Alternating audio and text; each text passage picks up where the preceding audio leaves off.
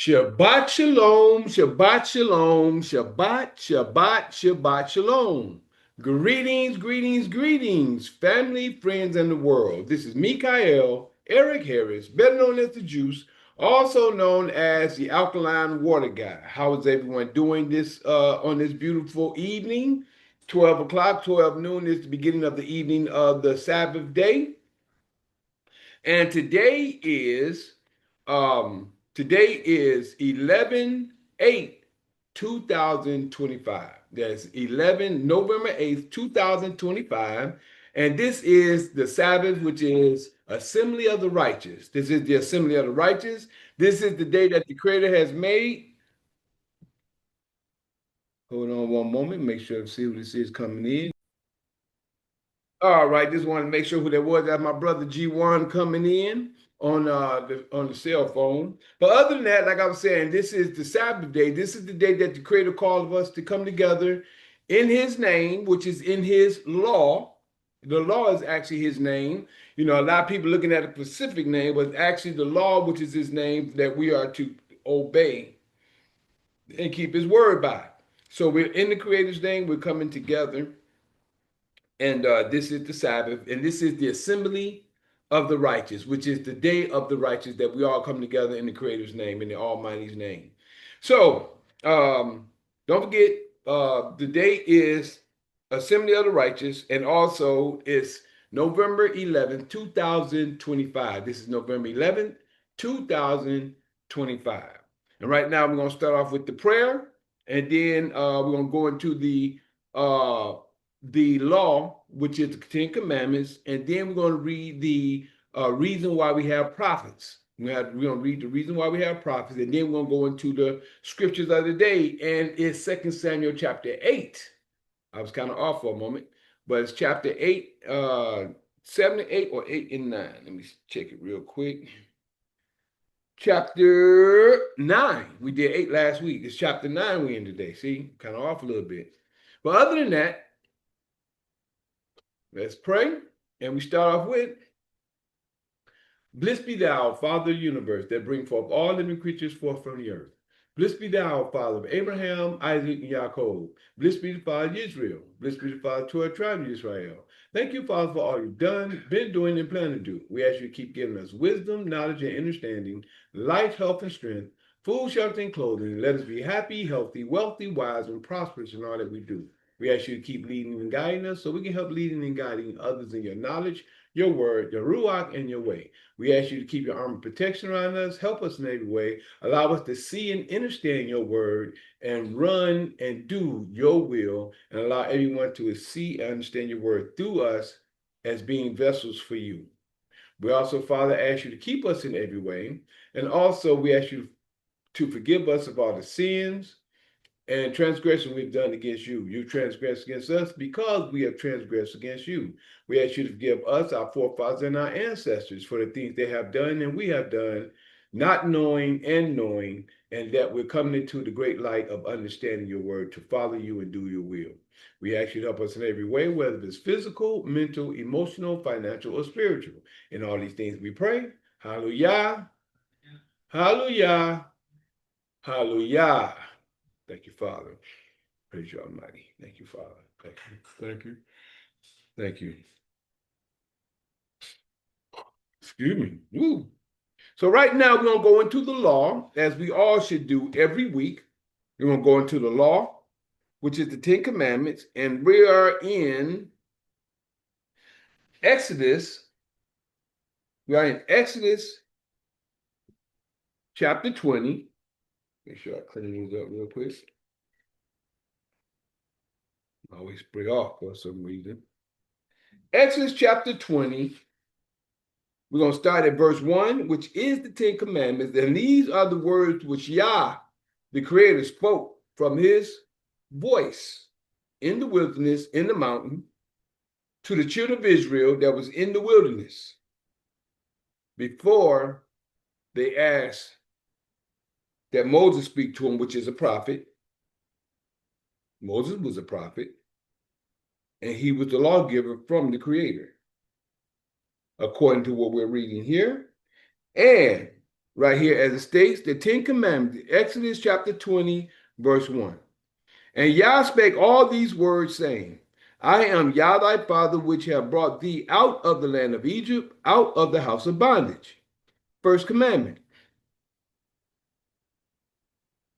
Thou shalt have no other deities, which is gods, before me. Number 2, or second commandment. Thou shalt not make unto thee any graven image or any likeness of anything that is in heaven above, or that is in the earth beneath, or that is in the water under the earth. Thou shalt not bow down thyself to them, nor serve them.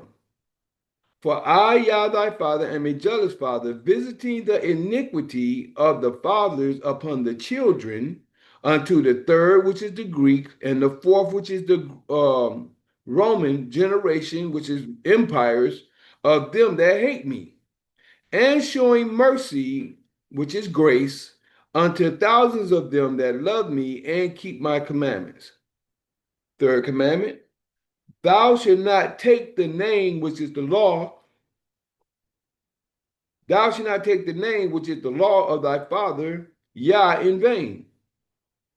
For Yah will not hold him guiltless that continue to take his law, which is his name, in vain. Fourth commandment. Remember the Sabbath day to keep it hallowed, which is set aside.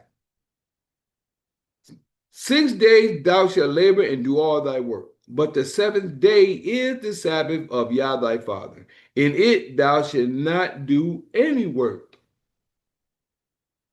Excuse me.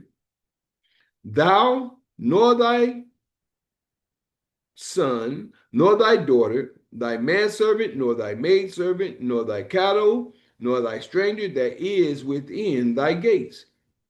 For in 6 days Yah made heaven and earth, the sea, and all that in them is, and rested the seventh day. Wherefore Yah blessed the Sabbath day and hallowed it, set it aside. Fifth commandment. Honor thy father and thy mother, that thy days may be long upon the land which Yah thy father giveth thee. Man, all of a sudden. Sixth commandment. Thou shalt not murder. As I always say, there's a difference in thou shalt not kill compared to thou shalt not murder. When you're killing for a purpose, you murder without a cause. Seventh commandment. Thou shalt not commit adultery, which is if you're a man that has a woman or has more than one woman that you are with, that they are with you and you are with them, you are married to those women, and any woman that's with a man, I don't care how many of them that's with that man, you're married unto them. Anybody you sleep with outside of that, and any man that sleep or lay down with a woman that belongs to someone else is in idolatry.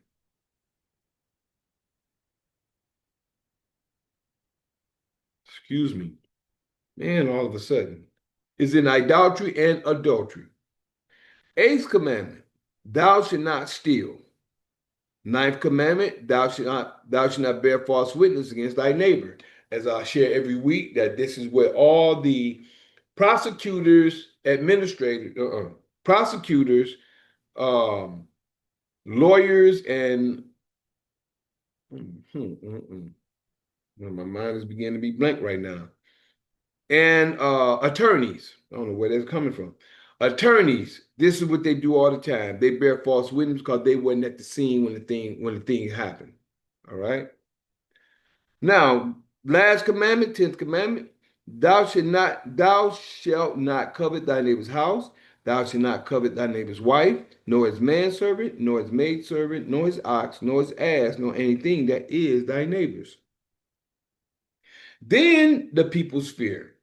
This is where the people ran from the Father because he was speaking to them and the noise and trumpet and stuff was going on, as we can see in verse 18. It says, and all the people saw the thunderings and the lightnings and the noise of the trumpet and the mountain smoking. And when the people saw it, they removed and stood afar off. Right? They removed and stood afar off. Why? Because we know how it is when it's thunder and lightning outside, and the noise is over our heads, even when we're in the household. And they said unto Moses, Speak thou with us, and we will hear. But let not Yah speak with us, lest we die.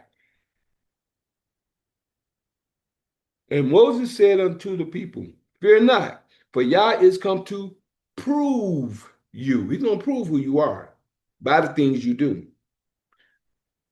And that his fear may be before your faces, that ye sin not.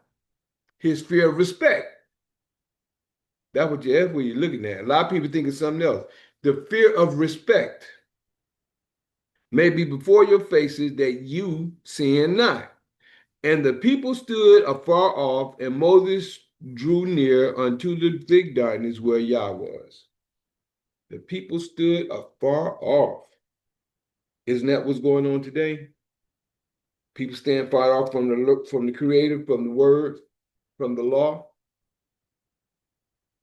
How many people trying to get close to Him and study and understand? Deuteronomy 18 corresponds to Deuteronomy 20, verse 18 through 21. Verse 15, Deuteronomy 18 and 15. Yah thy father will raise up unto thee a prophet from the midst of thee, of thy brethren, like unto me. Unto him ye shall hearken, you shall listen to, according to all that thou desirest of Yah thy father in Horeb. Excuse me. Ooh, excuse me, y'all. In the day of the assembly, saying, Let me not hear again the voice of Yah my father, neither let me see this great fire anymore, that I die not. 17. And Yah said unto me, They have well spoken that which they have spoken. And if you notice that last part, let me not hear again, that was spoken in chapter 20, verse 19 of Exodus. But it states, And Yah said unto me, they have well spoken that which they have spoken. I will raise them up a prophet from among their brethren, like unto thee, Moses, and will put my words in his mouth, and he shall speak unto them all that I command him. And it shall come to pass that whosoever will not hearken unto my words, which he shall speak in my name, I will require it of him. They ain't speaking to the law, which is his name. A lot of people lost today on that one cause, a name. I will require it of him. But the prophet which shall presume to speak a word in my name, which I have not commanded him to speak, or that shall speak in the name of other deities, even that prophet shall die. And if thou say in thine heart, How shall we know the word which Yah has not spoken? Verse 22 and last verse.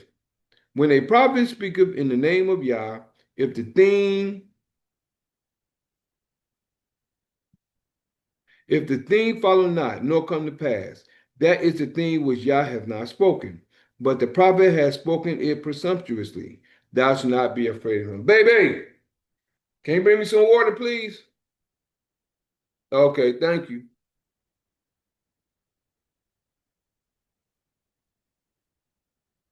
Bam, that's the other part about enlarging our coast.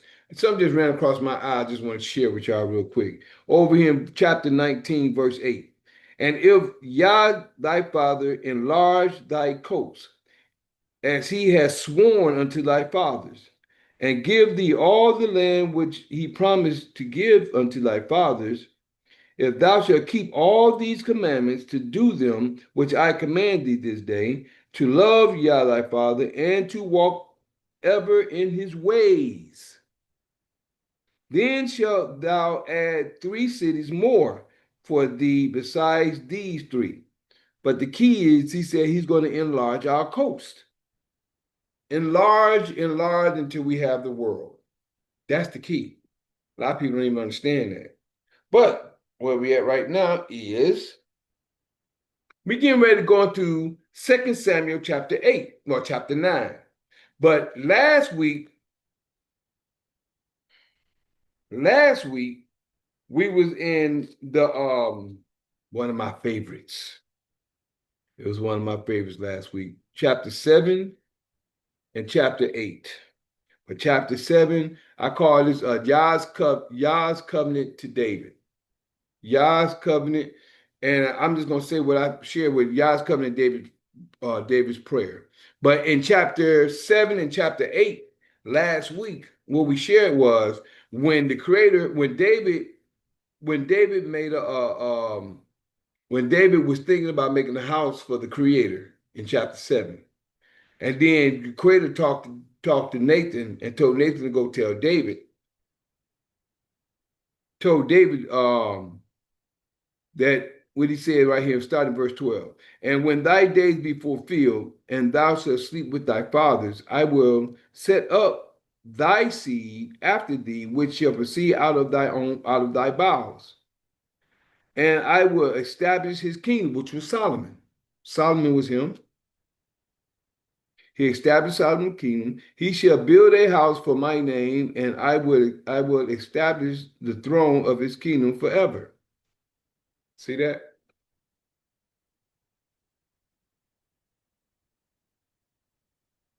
But my mercy shall not depart away from him, as I took it from Saul, whom I put away from before thee. So that right there, and his mercy did not leave Solomon. The mercy didn't, even though the things he did, he may have been, but he didn't leave. And I also went into sharing last week in Exodus chapter 33, where the Creator said, I have mercy on who I have mercy on. They're like one of them days, y'all, forgive me. So, but yeah, that, and then in chapter 8, David extends this kingdom to what was his name was?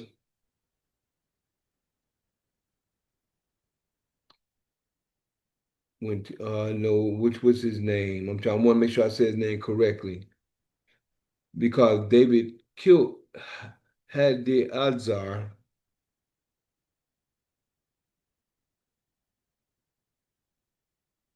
Had Hadazar. Hadazar.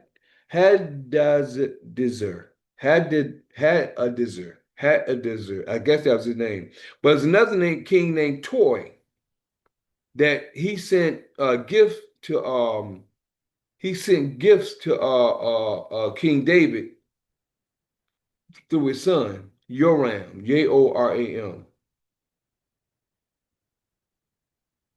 So that is what happened on that point. And then just gave particular points as well to David officers right here in verse 14, 2 Samuel chapter 8, verse 14 through 18. These was his officers and the ones that he had in charge, right? Now, I believe the story is really going to get started, but chapter 9 right now is something that after the kingdom was established.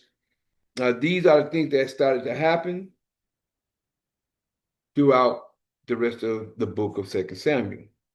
David kindness to Mephibosheth, Mephibosheth.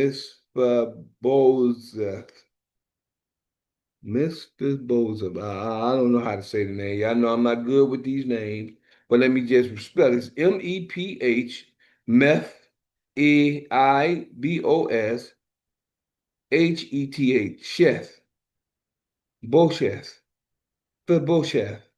Mephibosheth. That's the best way I'm saying. Mephibosheth. Mephibosheth. Chapter 9, verse 1. 2 Samuel chapter 8. 2 Samuel chapter 9. David kindness to Mephibosheth. And David said, is there yet any that is left of the house of Saul, that I may show him kindness for Jonathan's sake? He was asking the question. And David said, is there yet any that is left of the house of Saul, that I may show him kindness for Jonathan's sake? It's called Jonathan and him made a pact. Remember? Y'all remember? I like to go back and show the facts. Remember, Jonathan and David made a pact, right?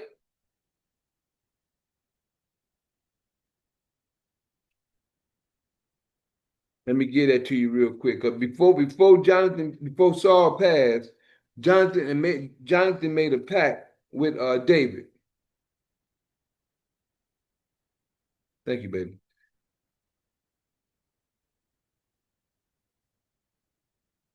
I want to make sure I get it because I don't want to. I want to make sure.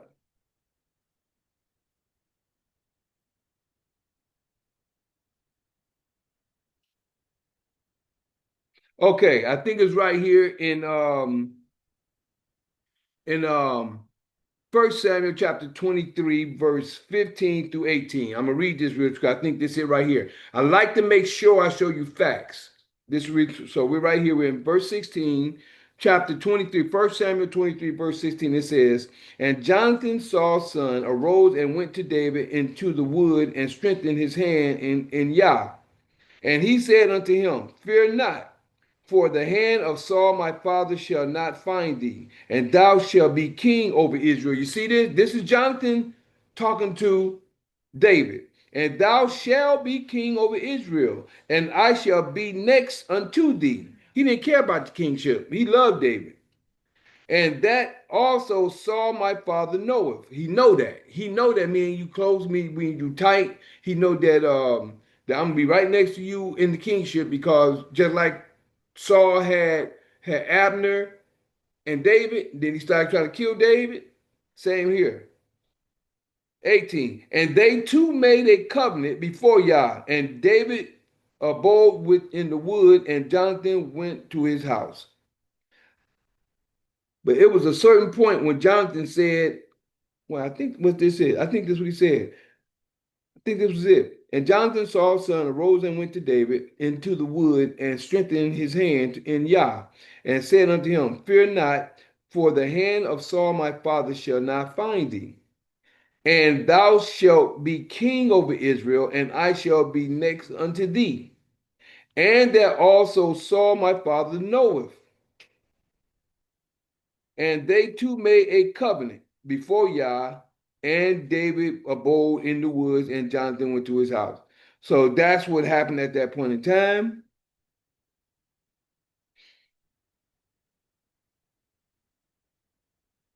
But that I think that was it from the pact that they made. But I remember it was another pact that they made, another something that I remember Jonathan said that that we about him showing kindness.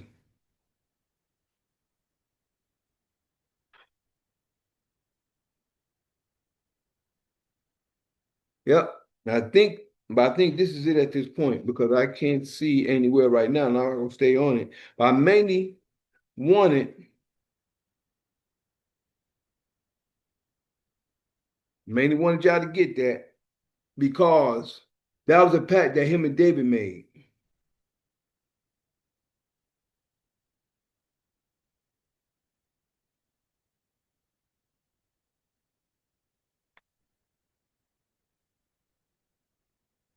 Okay. Yep, that's all I can see for right now. Remember this point. That's 23. That's First Samuel chapter 23, verse 16 through 18.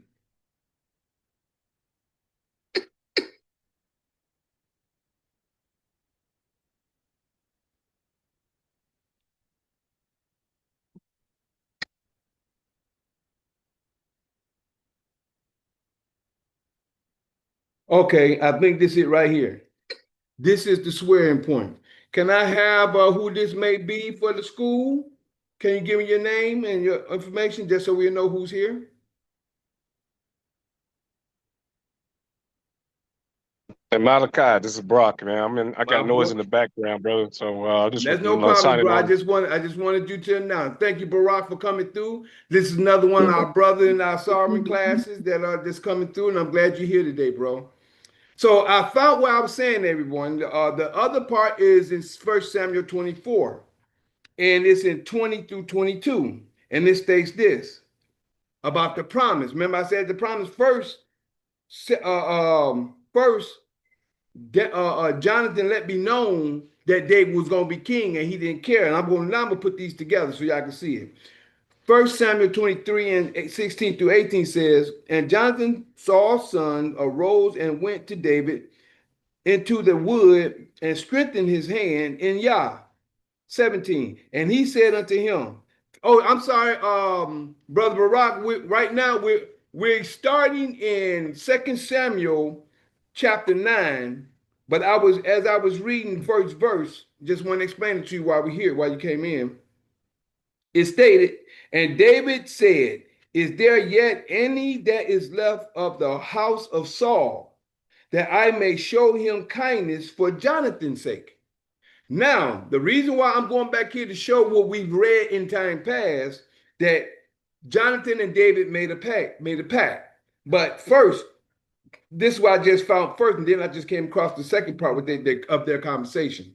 But first, in verse 16 through 18, this is when Saul was chasing David, and Jonathan, Saul's son, said to David, he said, and Jonathan, Saul's son, arose and went to David. This is 1 Samuel 23 and 16 through 18. And Jonathan, Saul's son, arose and went to David into the wood and strengthened his hand in Yah. And he said unto him, fear not, for the hand of Saul my father shall not find thee. And thou shalt be king over Israel, and I shall be next unto thee. And also Saul my father knoweth. He knoweth that because him and David was tight as real good friends, right? And they two made a covenant before Yah, and David abode in the wood, and Jonathan went to his house. I almost wanted to go off on something about another conversation, but it had nothing to do with this, but it had something that I seen, and I had a conversation last night about this conversation that Butchcom was talking about. What's his name? Geno Jennings and this other pastor, or what have you. Mimi. Okay, good. I know who these people are. Greetings, Mimi. Glad you can make it. Another sister of the class. Hello, everyone. Great. Glad you can meet. Glad you can make it. Right Absolutely. now we're in 2 Samuel chapter 9, but I'm recapping as we're going through. So right now, as I was just saying, that in 1 Samuel 23, verse 16 through 18, we see the pact that Jonathan made with David. And he knew David, he said 16 again. And Jonathan, Saul's son, arose and went to David into the wood and strengthened his hand in Yah. And he said unto him, fear not, for the hand of Saul my father shall not find thee, and thou shalt be king over Israel, and I shall be next unto thee. And that also Saul my father knoweth. Right? And in this point, like I was about to share a story on that, but that was something that was spoken of. Geno Jennings brought out, and about another pastor that had a man as his sidekick. I just want to get off of that. Just wanted to put that out there because that was said. Y'all may see it, but this is probably what that dude was talking about. But no different than Saul had Abner as his chief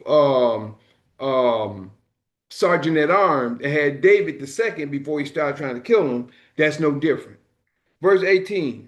And they two made a covenant before Yah, and David abode in the wood, and Jonathan went to his house. When you read on through that, you'll see where David you'll see most what happened between David and Saul at that time. But if you go over to the next page, 1 Samuel chapter 24, verse 20 through 22,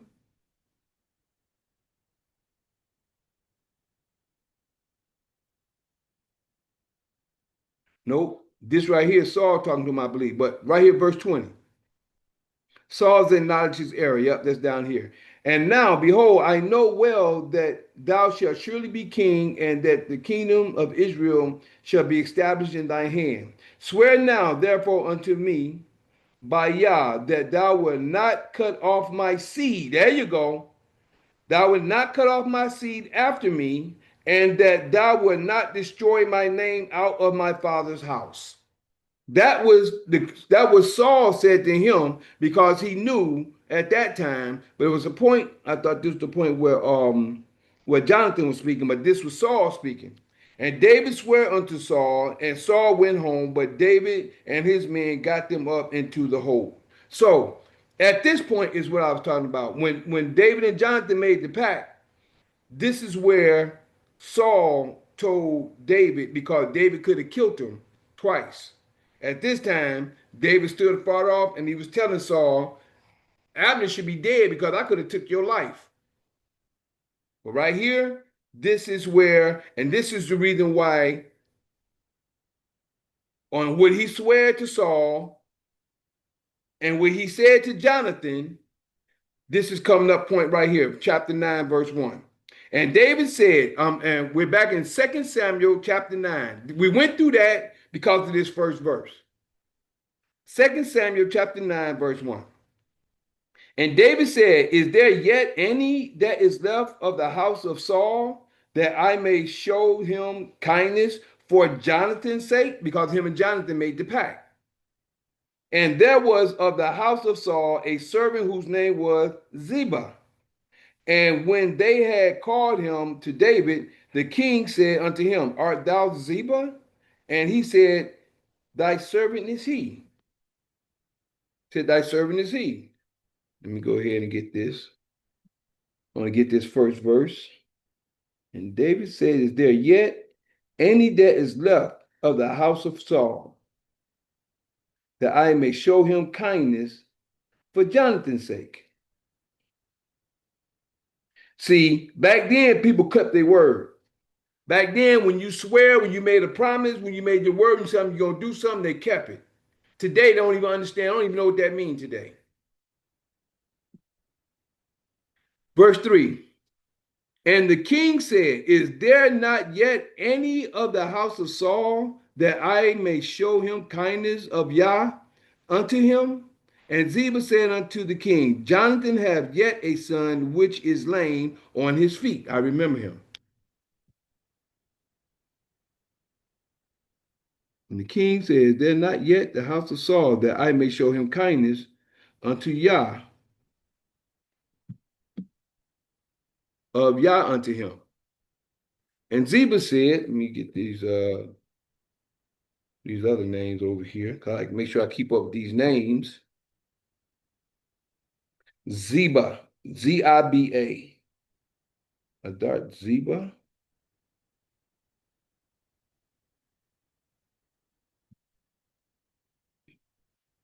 And said unto the king, Jonathan hath yet a son which is lame on his feet. Verse 4.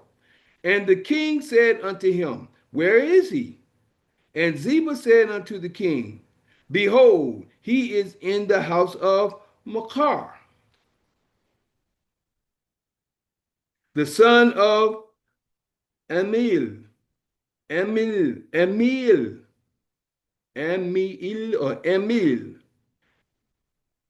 Lodebar.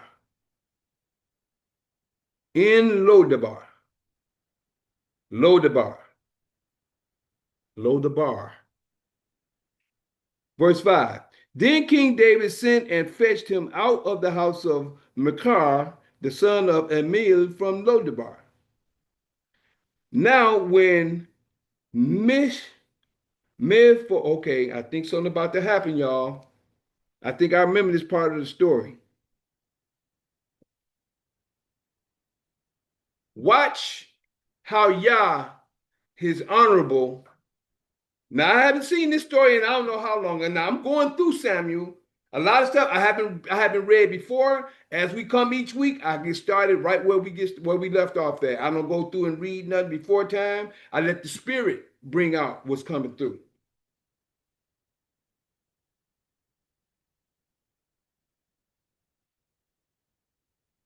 Excuse me, y'all. That's the first water I had today.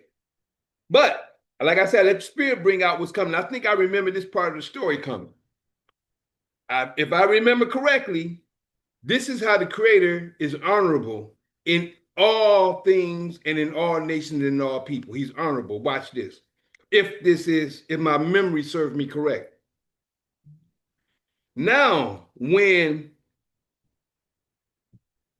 Mephibosheth. I'm saying it like that. Mephibosheth,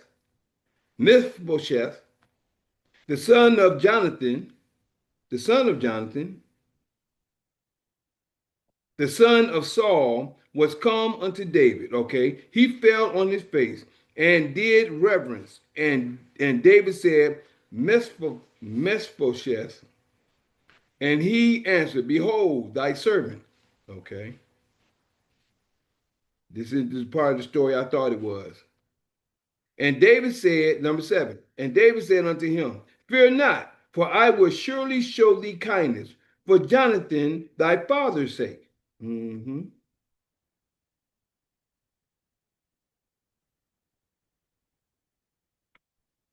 And will restore thee all the land of Saul thy father, and thou shalt eat bread at my table continually. You see that? He was still honorable, still. And he bowed himself and said, What is thy servant that thou shouldest look upon such a dead dog in my? See, remember, his leg is lame. And I remember seeing that earlier in the scriptures. But I thought this was another part of the story, because this is another part of the story that I'm not going to say yet, but that's supposed to come about as well. And I'm not going to say it because I want to give it away until the time comes. But this is not for that part of that story. He said, What is thy servant that thou shouldest look upon such a dead dog as I am? David restored Saul's land to Mephibosheth. Then the king called, verse 9, then the king called to Ziba, Saul's servant. Ziba was Saul's servant, so that's right. And that was of the house Saul's servant. This is a servant. Saul, a servant of Saul, a servant. There was a servant of Saul. And he said unto him, I have given unto thy masters all, master's sons, let me say, master's son, all that pertain to Saul and to all his house. Verse 10, thou therefore and thy sons and thy servants shall till the land for him. Okay. He made Saul's servant Ziba's servant. No. He made Ziba, Saul's servant, Mephibosheth servants. So he took them and put them under him, and said unto him, I have given unto thy master's son all that pertain to Saul and to all his house. 10. Thou therefore and thy sons and thy servants, your sons and your servants shall till the land for him, and thou shalt bring in the fruits that thy master's sons may have food to eat. But Mephibosheth, thy master's son, shall eat bread always at my table. So he said, mainly what he's saying is you're gonna be over his land. That's mainly what he's kind of, because he's lame. And if his land is way across town or way across the sea somewhere, he said Mephibosheth gonna be here, but you're gonna take care of him. He's the king of that. You're gonna take care of that. You, your sons, and everybody gonna take care of that land. You're gonna be over it, but he's the man over that land, right? If you look at it for what it's saying. My master's son shall eat bread always at thy master's son. Say, but Mephibosheth, thy master's son, which is Saul's son, or Jonathan's son, thy master's son shall eat bread always. No, yeah. His master was Saul. Mephibosheth is Jonathan's son. So he said he took him and put him under Jonathan's son. Shall eat always at my table. Now Ziba had 15 sons. Now Ziba had 15 sons and 20 servants. 15 sons and 20 servants. 11. That's good to know. 15 sons. And see, he was already living good. So he was already over. He was already doing it. All he did is picked up when Saul left. When Saul passed, he just picked up from where he was. Then said Ziba unto the king, according to all that my lord the king has commanded his servant, so shall thy servant do. As for Mephibosheth, see, this is order. This is how you put things in order. As for Mephibosheth, said the king, he shall eat at my table as one of the king's sons. You see that? He's going to be here with me, but you're going to take care of that land. And that land belongs to him, meaning that when his son, if he have children, that those children of Mephibosheth going to be over that land. You're just the caretaker of the land. Even though you're over it, you're just a caretaker. Put things in order, see things for what they are. This is the way things is today. But people take stuff out of order. If you see the order here, it's the same order today. Some people may have just changed the name, but the order is still the same. And Mephibosheth had a young son whose name was Micah, or Micah. Either Micah or Micah. Micha. Micah. Sure it's Micah? It could be Micah, like Mikael. And Mephibosheth had a son, young son rather, whose name was Micah or Micah. Micah. Nene used to call me like that. Micah. And all the Nina's my great grandmother. You know, I took care of her before she passed. And all that dwelt in the house of Ziba were servants to Mephibosheth. You see that? 13. So Mephibosheth dwelt in Jerusalem.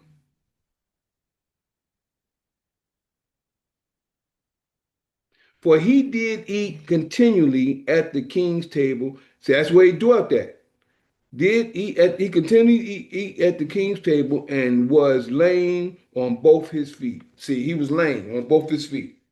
But he was a king. Well, he was a man over the land. I ain't gonna say he was a king because the king, Micha. H-A or A-H? Micha. It say dash. I got a dash here, but I don't know if it actually has a dash here because it got a dash going over to the next line. So it might be Micha or Mi-Cha. So either or. Micah or Micah. That's the end. That was 13 verses for chapter 9. We 43 minutes in so far. So we're going to go on. Stay. That's what I said to say. Stay with it using names that. So make sure to stay tuned to the channel if you enjoy listening. Pause it, baby. So let's see. What I think I'll do, I'm going to go ahead and go to part 2 and run into going to the defeat of the Ammonites and the Syrians, because it's 40 something minutes in right now, even though this is only 19 verses.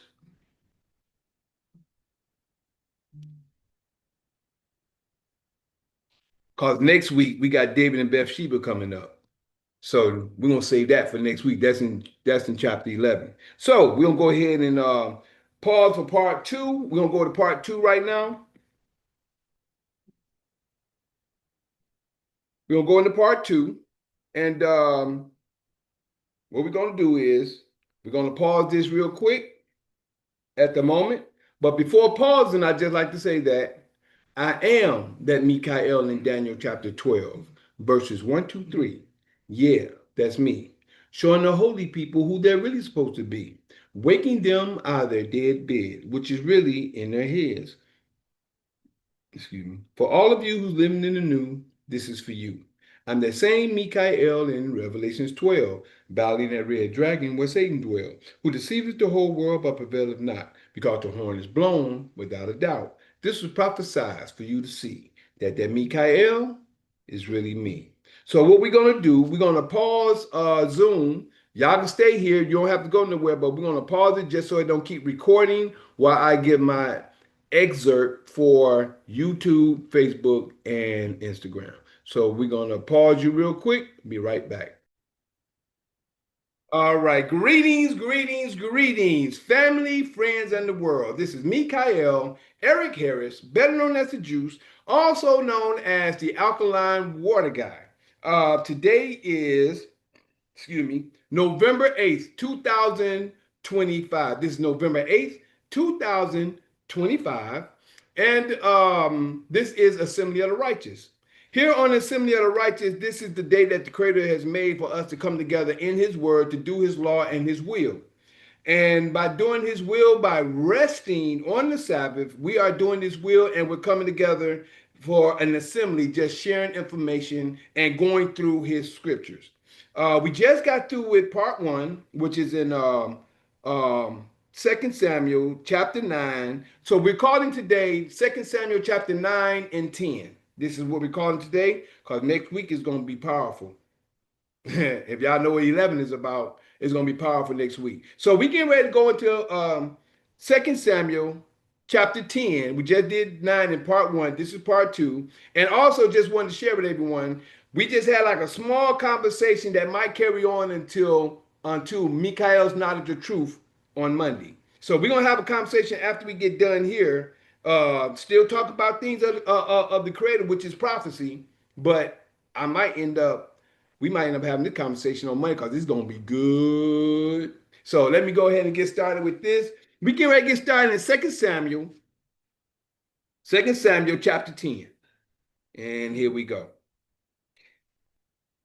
Now, where we just come from, I always like to give a recap. Now, we just got out of chapter 9 when in verse 1 it says, and David said, is there yet any that is left of the house of Saul that I may show him kindness for Jonathan's sake? And when you go back to part 1, you'll see where I shared where David and Jonathan made a pact. Jonathan knew that David was going to be king because he didn't care about the position, but he wanted to sit at David's side, being in the kingdom, meaning that he wanted to be his armor bearer. Because Jonathan went and won wars too in the information. So they made a pact, and then when that was in 1 Samuel chapter 23, and in 1 Samuel 24, I don't remember the actual points, so I ain't gonna go back there and read it, but I shared it in part 1 if y'all want to go and check it out. But in 24, when David could have killed Saul, he showed Saul I think this was the last time, because Saul chased him twice in my reading from 1 Samuel up to where we are. He caught him out there twice. Well, David could have killed him twice. And after the second time, Samuel went home and then he passed after that. But the point is that David made a promise to Saul that his name don't be wiped out from being in the kingdom. That's the reason why we still know Saul today, because the Creator established David. We know Saul, but because Saul is of the Benjamites, David is of Judah. Judah is established today. We all talk about the tribe of Judah, but King David is always the head that we speak of when it comes to Judah. Even though Judah is the spiritual point, because Judah is the head of that tribe, of the 12 tribes of Israel. So you got Judah spiritually and physically, because we that is of the seed of Judah is through his seed, but David was the first king in Judah and has been established by the Creator. Just trying to explain it where we can get a good understanding on it. So now, okay, Sister Bell, I finally see you in here. Excuse me, y'all. Okay, good. Sorry about that, everybody. So now, where we at? Uh-oh. Okay, like somebody left.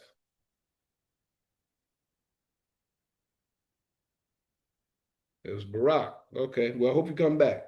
But right now, that's what happens. So now in chapter 9, this way King David shows kindness to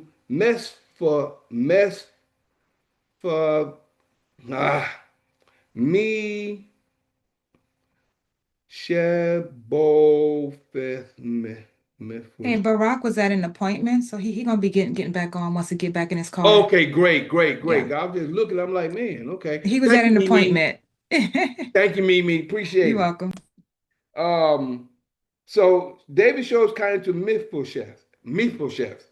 So Mephibosheth is Jonathan's son who was lame. So by him being lame, Ziba, which was a servant of Saul, Ziba was a servant of Saul. And up here from when he said, um, Ziba had what he had right here. And Mephibosheth had a young son whose name was Micha. Nope, not there. I'm trying to get to how many. Okay, right here. It says, but Mephibosheth, thy master's son, shall eat always at my table. Now Ziba had 15 sons and 20 servants. That Ziba, Ziba. He was the servant of Saul. So David made him the servant of Mephibosheth, which is the son of Jonathan. So, but he took care of it. But Mephibosheth gonna sit at David's table, and Mephibosheth, and Ziba is gonna be over the land of Saul with him and his sons and stuff. But Mephibosheth, which is the son of Jonathan, is still the head over that land, even though he was lame in both legs. So he couldn't take care of the land, but he was over the land. So David made him ruler over that part of the land, and but Ziba took care of the land. So that's what's said here.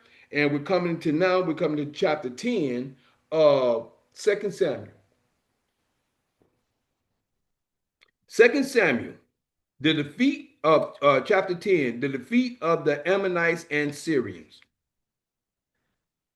Verse 1. And it came to pass after this that the king of the children of Ammon died, and Hanun, his son, reigned in his stead. The king died. And it came to pass after this that the king of the children of Ammon died. And Hanun, I guess that's his son, Hanun, his son reigned in his stead. Verse 2. Then said David, I will show kindness to Hanun. See, can be not. I will show kindness to Hanun, the son of Nahash, as his father showed kindness unto me. This is when David was running from Saul, and think what's his name was Nahash. I think he gave David a piece of land that was of Judah.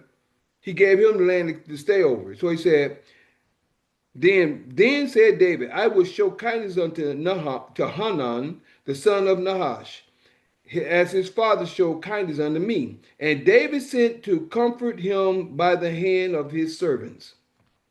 And David sent to comfort him by the hand of his servants for his father. And David's servant came into the land of the children of Ammon.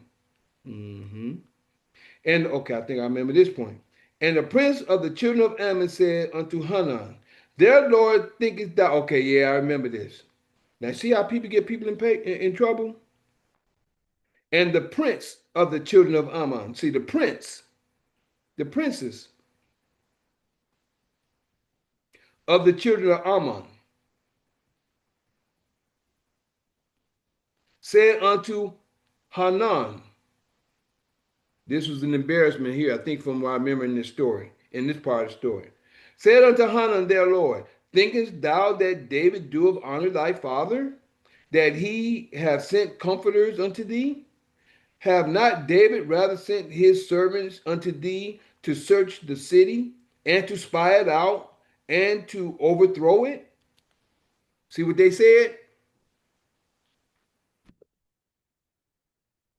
With the evil. See, this is what this is what they said. They called. See, this is what I'm saying about people talking stuff they don't know nothing about.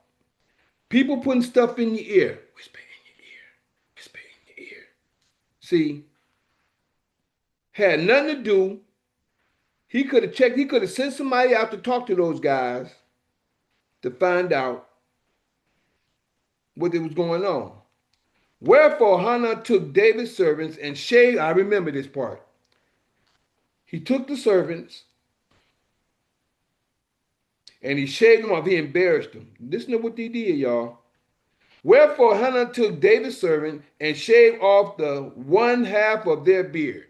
Imagine from right here. Now we grew at this time. We grew with beard because it was so we're not to blah. In the law, we're not we're not to mar.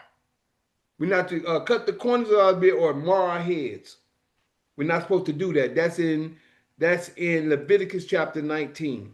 Around the 19, 20, around those verses. I don't remember. Like I said, I'm not a quoter. But I know the area where you can go and check it out at. He embarrassed him. But let's keep it. Watch this. Verse 4. Wherefore Hanun took David's servants and shaved off the one half of their beards. One half of their beards. Let me circle this. And cut off their garments to the middle. I think they cut them up to here or to the middle of their garment. If they was long, they cut them up far enough where you can probably see their hinder parts. Again, wherefore Hannah took David's servants and shaved off the one half of their beards and cut off their garments in the middle, even to their buttocks. You can see their butt. That's embarrassing.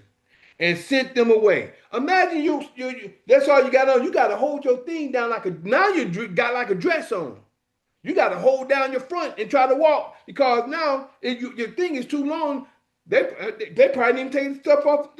Man, I'd have been mad. To their buttocks and sent them away. When they told it unto David, he sent to meet them because the men were greatly ashamed. You see that? Of course they was ashamed. Why we walk around like that? It ain't like that today. It ain't like that today. Majority on the woman's behalf. Hey, they walk around. You can see that the witch columns there's piercings in their nipples.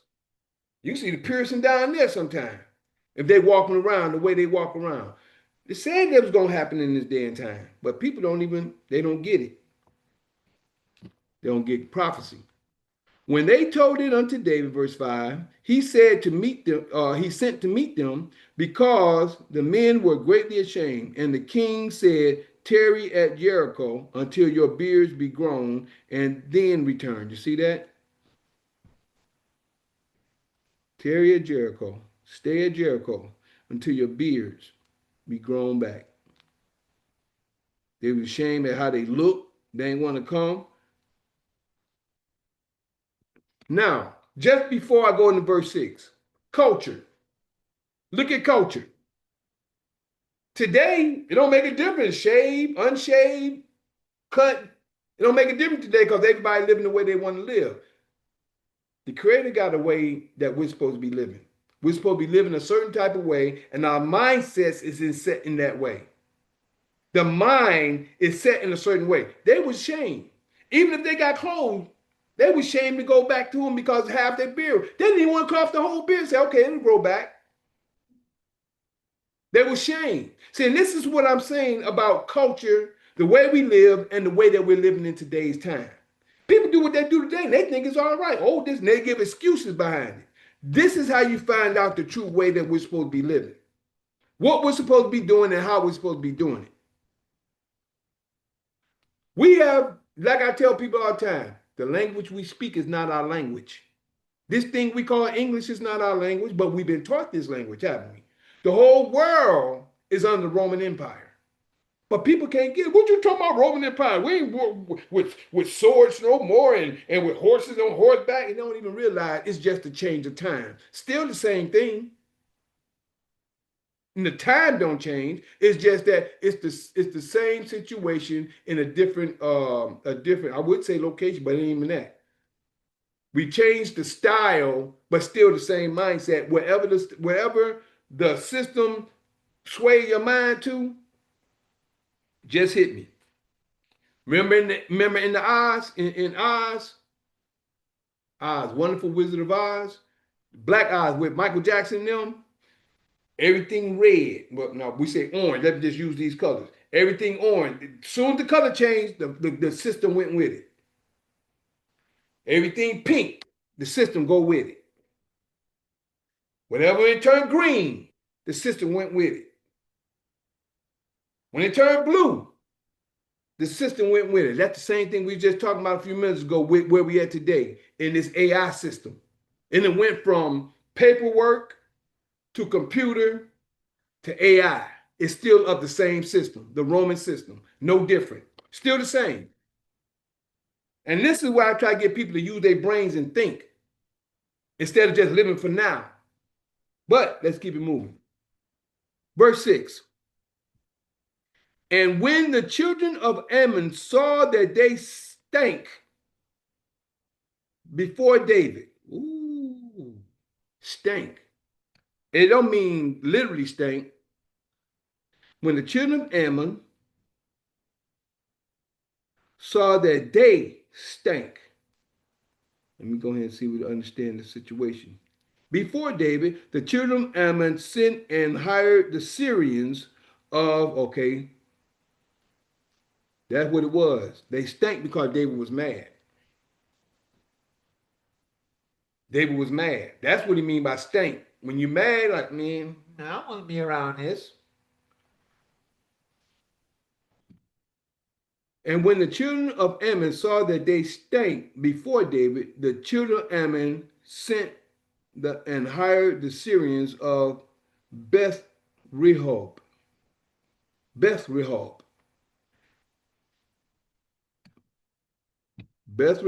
and the Syrians of Zobah, 20,000 footmen. 20,000 footmen, and King Maacah of King Maacah, 1,000 men. And of Ishtop, 12,000 men. Verse 7. And when David heard of it, he sent Joab and all the host of the mighty men. You see that? It's getting ready to be on now.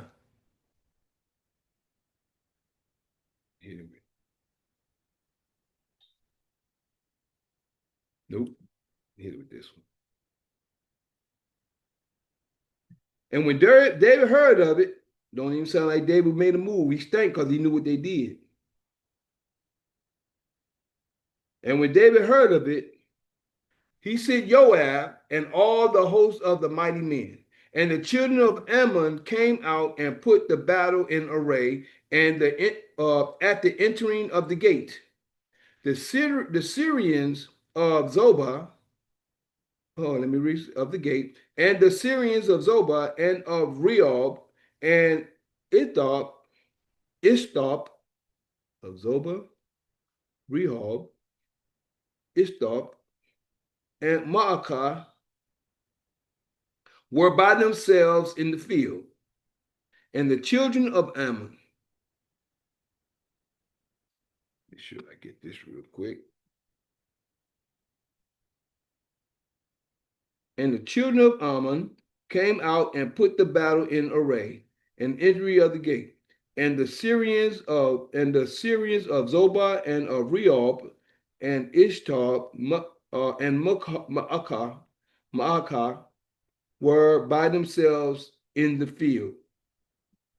They were by themselves in the field. Verse 9. When Joab saw that the front of the battle was against him before and behind, when Joab saw that the front of the battle was against him, that's Joab seeing it was against him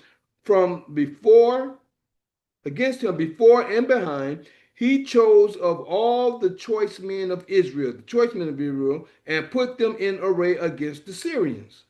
Okay. And the rest of the people he delivered into the hand of Abishai.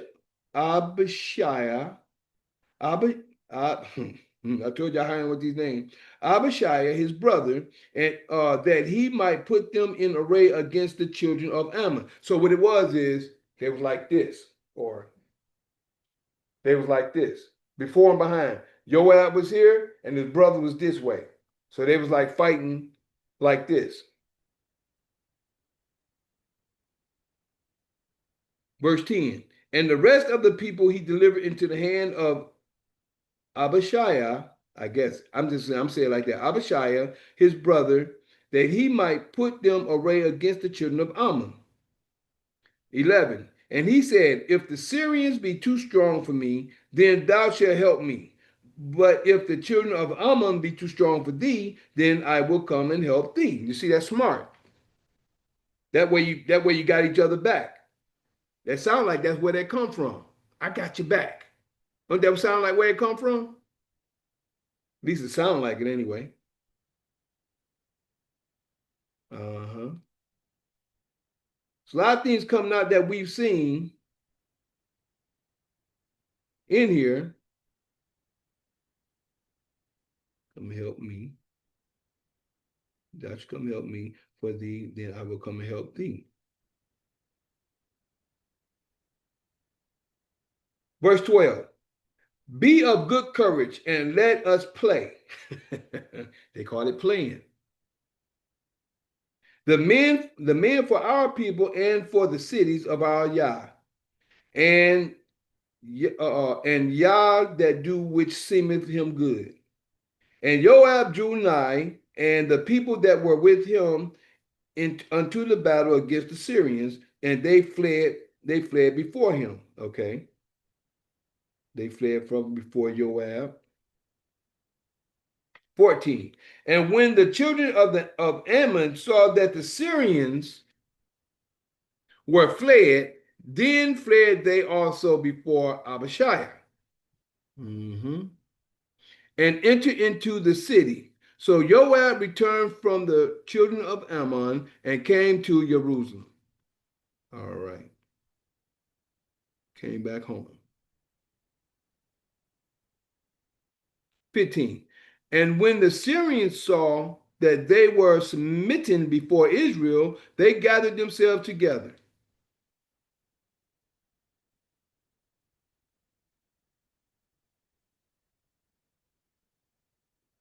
"16. And Hadarezer, that's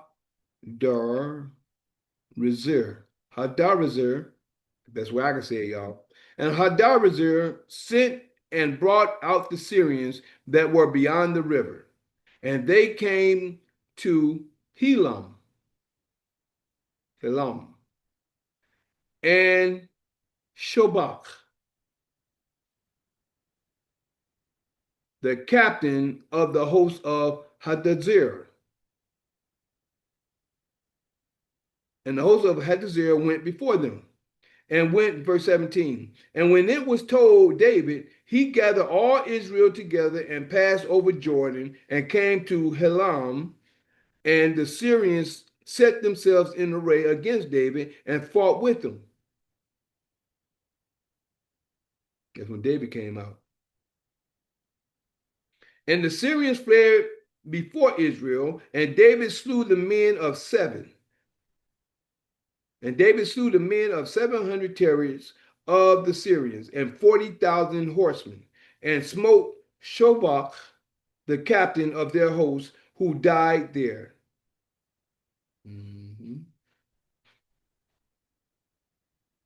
You all right, baby? Captain of their host. Huh? All right. Oh, and it got too hot for you, huh? Verse 19. And when all the kings that were servants to Hadazer saw that they were smitten before Israel, they made peace with Israel. You see that?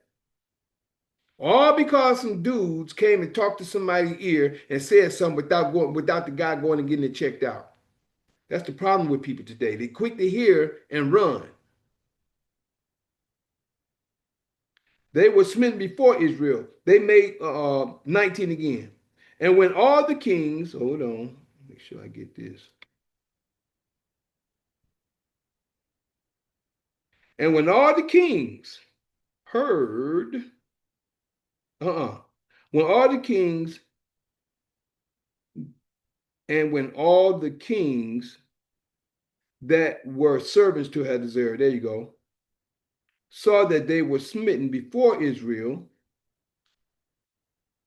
they made peace with Israel and served them. So the Syrians feared to help the children of Ammon anymore.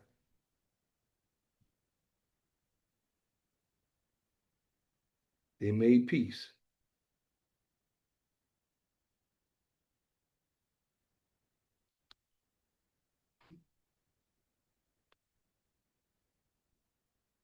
So the Syrians feared to help the children of Ammon.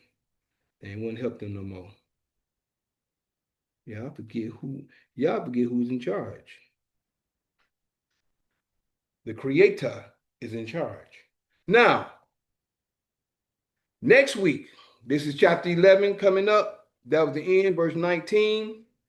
Next week, we're going to have something good because I'm looking at what's coming. Yeah. Something good coming up next week, y'all, from what I'm looking at right here. So this is the end of Samuel chapter 10, part 2. These were short. Yeah, these were very short today. But I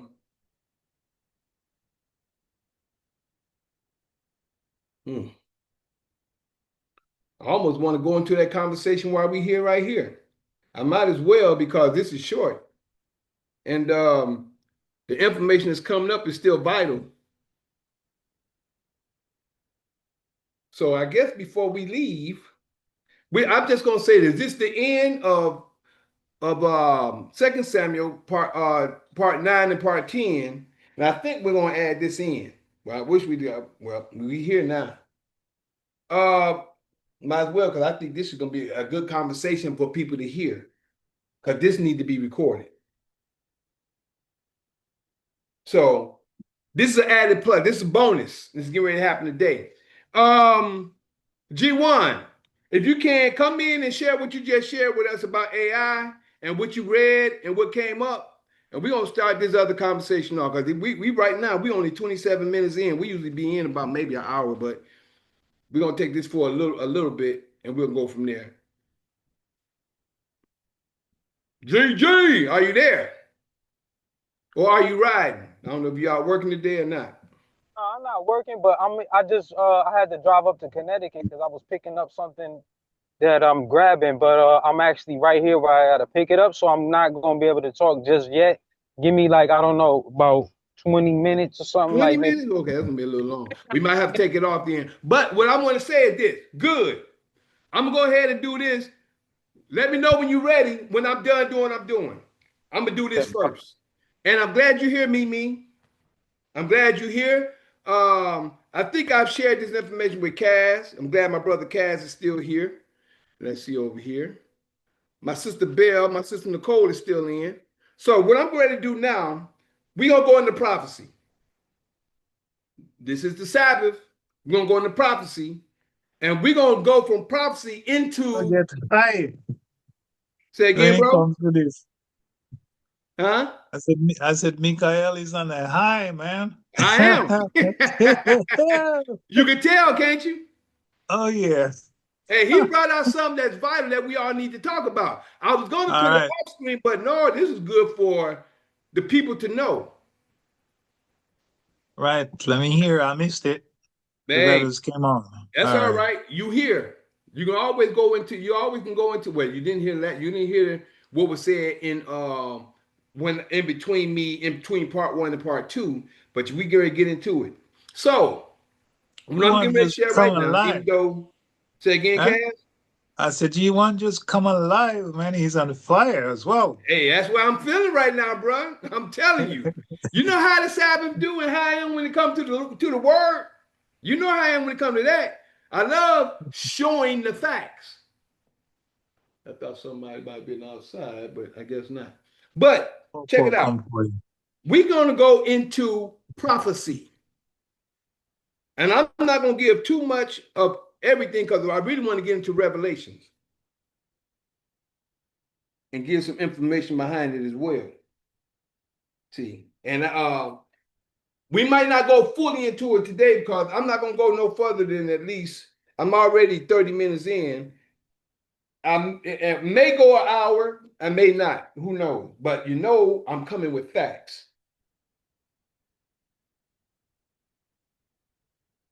Y'all can read that. Make sure y'all can see that. And y'all, it may be backwards, but I'm gonna read it for you. This talk about what occurred at the Council of Nicaea. And that's just one. This is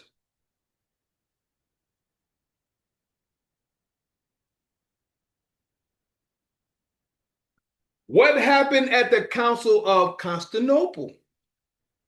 This is history that people don't know about. People just read the Bible. If that's all you read, that's all you're going to get. You got to go into history and find out what's, you got to connect history to prophecy. If you ain't got there yet, you can't speak on it. But if in the past, you can understand it if you did your research. Now, let me first. Y'all got me. You said I'm on fire. I'm hot, boy, right now, boy. I was yarning a little earlier, but that yarn's gone. I'm gone. Right here. We just gonna go straight into the prophecies and get an understanding of where we are today. Because I can take you all the way to the beginning that this system is of Esau. Esau was granted this in Genesis 27, verse 39 and 40, when Isaac blessed him and said, when ye shall gain the dominion by war, which is by the sword. By the sword should thou live. So Daniel chapter 2, I'm just getting down to the nitty-gritty. I'm getting down to the nitty-gritty and get straight to it. Because like I said, I'm only got an hour, so I'm going to time myself as well at this point. Because if we don't get to G1 with the information that he shared, we definitely gonna do it probably Monday. Because tomorrow I'm still doing my Mikael's the life of Mikael. So I'm still trying to pick up on that, and I'm still trying to remember that in case I want to do a book or a movie or something like that. So that we're doing that tomorrow, and anybody can come in because that's questions and answers as well. But Monday, I think we're gonna give that to this conversation. Rome of today is what I probably call it. The Rome of today. That's what I probably call it. That's already gonna be the subject. As long as G1 come with what he talking about, because I want him to read what he read to us a few moments ago. But let me get busy. Daniel chapter 2. We're going on points right now because we already what 30-something minutes in. We're going on certain points. I'm gonna show and I'm gonna give y'all information on each situation. First, I'm giving you prophecy. No. Let's go right into it and go into prophecy as we go into it. Let me do that. Thank you, Father. Thank you, Creator. Revelation 13. Let's hit it.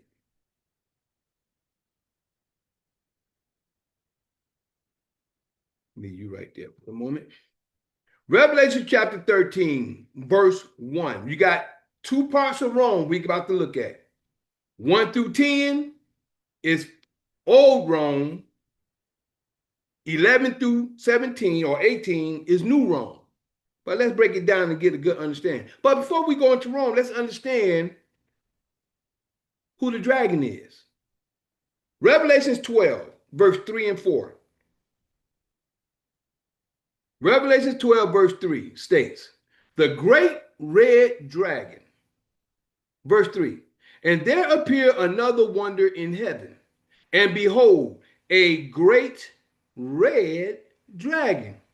Where that red dragon come from? I'm going to give you a small synopsis so you can go and check it out for yourself. If you go to Genesis chapter 25, it talks about two children being born. The first came out red and hairy all over, and they called him Esau. The second one took his heel as he was coming out because there was a great birthright that was supposed to happen for the two children that comes out. And those two children had the means of the concept of controlling the earth. You see that in the prophecy as we learn. But when Esau came out the womb, Jacob took hold upon his heel and came out behind him. And his name, they call him Jacob, right? But in that prophecy, it was said that the elder shall serve the younger. The elder shall serve the younger. Now, even though he said that, people would look at today that we're serving the elder because Esau is the one in charge today. Well, do y'all understand what forever means? Forever and ever, ever, forever and ever? Do y'all know what forever means? That means that's to come. But we had to understand the stuff that happened before forever comes about. Where we at right now is in the time of the satanic rule, and we're coming out of it. But things still has to happen before we come out. We in the day of separation today. That's where we at today. But what I'm about to give you is what was said I gave you Genesis 25, around 23, 22 through 25, it talks about the birth of Esau and Jacob.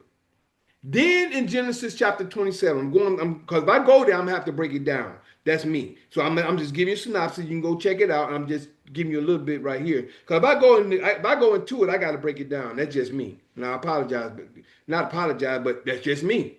So I have to let it be known. So in Genesis 27, Isaac blesses Jacob because it was told to Rebekah that the elder gonna serve the younger. Isaac told Esau to go and make that venison because Isaac is blind now, which is his father. Isaac is blind. By Isaac being blind, he said, before my passing, death, however you want to call it, before my passing, I want to bless you before I pass. Go make me that venison that I love that you make. And Esau said, cool. He going to the field because he's a man of the field. He's a man of the field today. He get out there, get in the field, and he's a man of the field. He loved to hunt. Jacob is a regular plain man. Dwell at the house, make food, do whatever that you think some women do, but he's just a man that does things around the house. He's not adventurous. You know how we are when it comes to animals and stuff like that. Lions, tigers, and bears. They get out there and wrestle with them before we do. Not saying some of us won't. But majority of their kind would get out there amongst the beasts, wild beasts. They love the animals. We like our women. Our women like they men, for those with the right mind. But what happened is that now, in Genesis 27, Rebekah heard Isaac talking to Esau, saying, make me that venison. Rebekah said, Jacob, go get me 2 kids so I can dress them up. She cut everything up, hooked them up, put the wool on them. He went in and she told him to go and get the blessing. But he had to go and do the things he had to do and serve his father to make him think that he was, and this is the difference in the name I keep trying to tell people as well. He had to make himself think that he was Esau. Isaac blessed Jacob thinking he was Esau. And when Esau even came in after Jacob got the blessing in Genesis 27, verse 29, 28, 28 and 29. That's the blessing. Genesis 28 and 29, in chapter 27 of Genesis, it tells you what the blessing is. After that, Esau came in. When Esau came in, he said, isn't his name rightly Jacob? He said, he's still going to be blessed. So that's what I mean when people think of a specific name. When people think just, well, his name is Yah, Yahuwah. Yah, you're going to be saved because you call on his name, Yah. Yah. This goes to show how blind people are. They blind in the mind. You think just a specific name without works. I mean, if you ain't got to get out here and you ain't got to do the law and the stuff that he said do, and forgive me for venting because I'm in the word and I have to let it be known that by the word and by the law, which is his name, by your actions, a lot of people think you're gonna be saved by just saying Yahuwah. Like people thinking right now they're gonna be saved because they call on the name of Jesus. They so far down off the road they don't even see it. But back onto the story. Now that Jacob is gone, Esau came in, told his father that he's Esau. He said, well, do you have a blessing for me? Only for me, father, you got a blessing for me? And he said, behold, his blessing is in 27, verse 39 and 40. Said, behold, he said same thing at first, but he said, thy dwelling shall be the earth, the fatness of the earth, and the dew of heaven. He told Jacob the dew of heaven and the fatness of the earth. But he told Esau the fatness of the earth and the dew of heaven. He said, by thy sword shalt thou live. This is the key I want everybody to understand. By thy sword, which is by war, if you understand language. By war shalt thou live, and shall serve thy brother. And when thou hast taken the dominion, when thou hast broken the yoke off thy neck and hast gained the dominion, that dominion is the dominion of the earth is what they have today. And people can't even see it. And this is where they started their dominion at, in the Greek era. You had you had Babylon, you had the Medes and the Persians, then you had the Greeks, which we're going to come to when I share with you in a few minutes about how they ruled the earth. And then they gave it and they handed over to Rome. The Greeks and the Roman, the third and fourth generation of them that hate me. This is why I be trying to share with people to get understanding. But now, Revelations 12 and 3. This is the great red dragon, which is the Greeks. And there appeared another wonder in heaven. And behold, a great red dragon. That's the red man that took over the earth. Having 7 heads, 7 continents, and 10 horns. That's 10 setups. Or should I say, those are 10 setups in the continents. 10, I don't know how you say 10 main countries or in the continents that they had set up. There's 10 continents. I'm just saying 10 countries they made in here. I'm saying that like that because I can't give you that point, but I do know the 10 horns mean power. Having 7 heads, 10 horns, and 7 crowns. There was kingdoms. 7 kingdoms over all the continents. Crown means kingdoms. 7 crowns, 10 horns. So in those 7 kingdoms, you had in those seven kingdoms, you had 10 powers upon them at those times. And then it says, verse 4, and his tail, his influence, drew the third part of the stars of heaven and did cast them to the earth. That's us as a people. We were the stars of heaven. We were the ones who was actually in the Creator's stead, and he brought us down to earth because he actually took our way of life and everything about us. And the dragon stood before the woman which was ready to be delivered for to devour her child as soon as it was born. Now on this point, that could be physical, but on spiritual, that happened to us individually. I went through that. I had a hot burning sensation, which I shared in time past, from the middle of my stomach, which is actually talks about that in Isaiah chapter 9, verse 5 through 7. When we're about to have a child, spiritually, we go through like a rebirth. And I've been through it. I'm telling you what I know, not what I believe. My wife's been through it. Many of us are going through it. It talks about the 144,000 who was anointed. I'm one of them. So I'm just going to leave it like that. But this is the great red dragon. Now, let's go into chapter 13. I just wanted to give you that to show you who the dragon was, which is Greek. Now, let's go into 13, which is the first beast. Verse 13, let's get busy. And I stood upon the sand of the sea, Who is this? This is supposed to be John the Revelator, as they call him. And I stood upon the sand of the sea and saw a beast, rise up out of the sea. What? The sea of people. Having 7 heads, 7 continents, and 10 horns. And upon his horns, 10 crowns. Now you got 10 kingdoms. Before it was 10 horns and 7 crowns. Now you got 10 horns. You got 7. Wait a minute, let me say it again, because let me look at it. Having 7 heads and 10 horns, and upon his horns 10 crowns, and upon his heads the names of blasphemy. All the world is blaspheming the law of Yah. The whole world is. Everybody's worshiping anything when it comes to their God. That's names of blasphemy. Every religion, every culture going against the word of God. I'm saying God for those who may not know, but I always say Yah. Verse 2.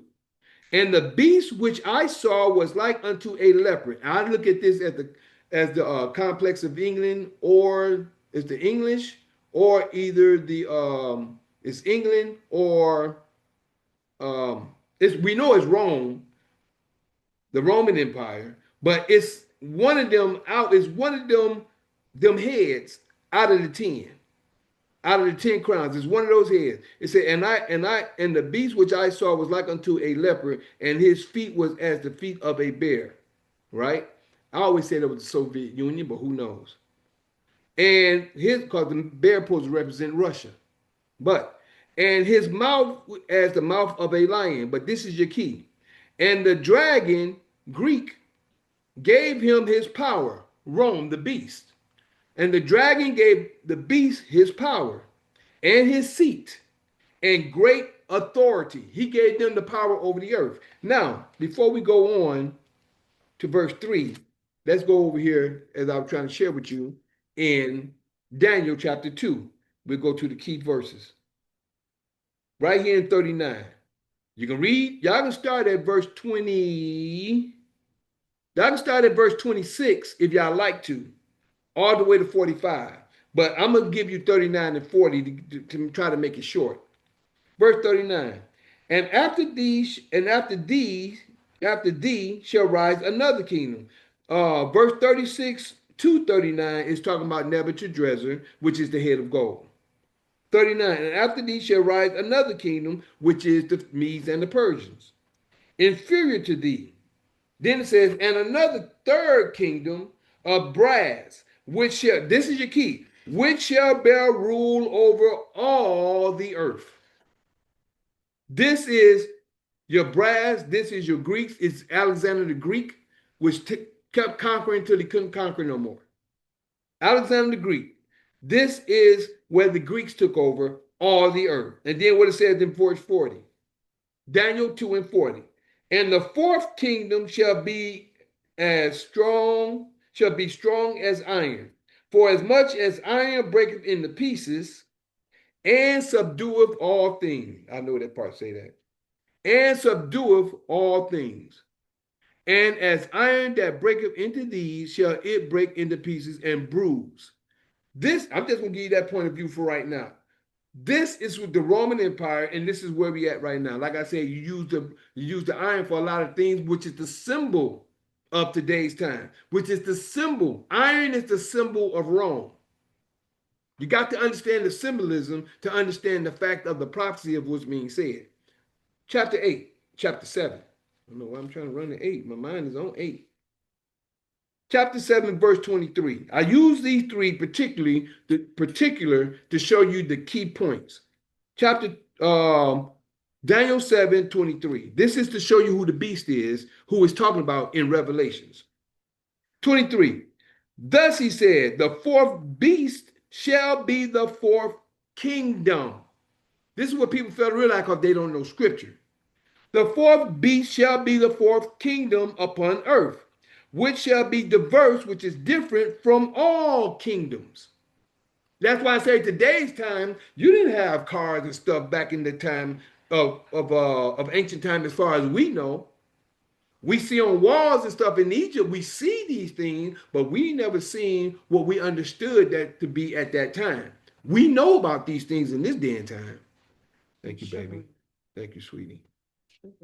It's all right. Thank you, baby. But as I was saying, in today's time, we in the time of Rome, the Iron Empire. They say we in the golden age now, but we have to grow into it. So again, where I'm at, chapter 23. Thus he said, Daniel 7, verse 23. Thus he said, the fourth beast shall be the fourth kingdom upon earth, which shall be dirt birds, which is different from all kingdoms, and shall devour the whole earth. Do you know how many people read past that and don't understand what it just said? They read past it, they don't understand what's being said. It says, and shall devour the whole earth, and shall tread it down and break it in pieces. How did it break it in pieces? It's the 7 continents. Break it from 7 continents to the countries in the continents.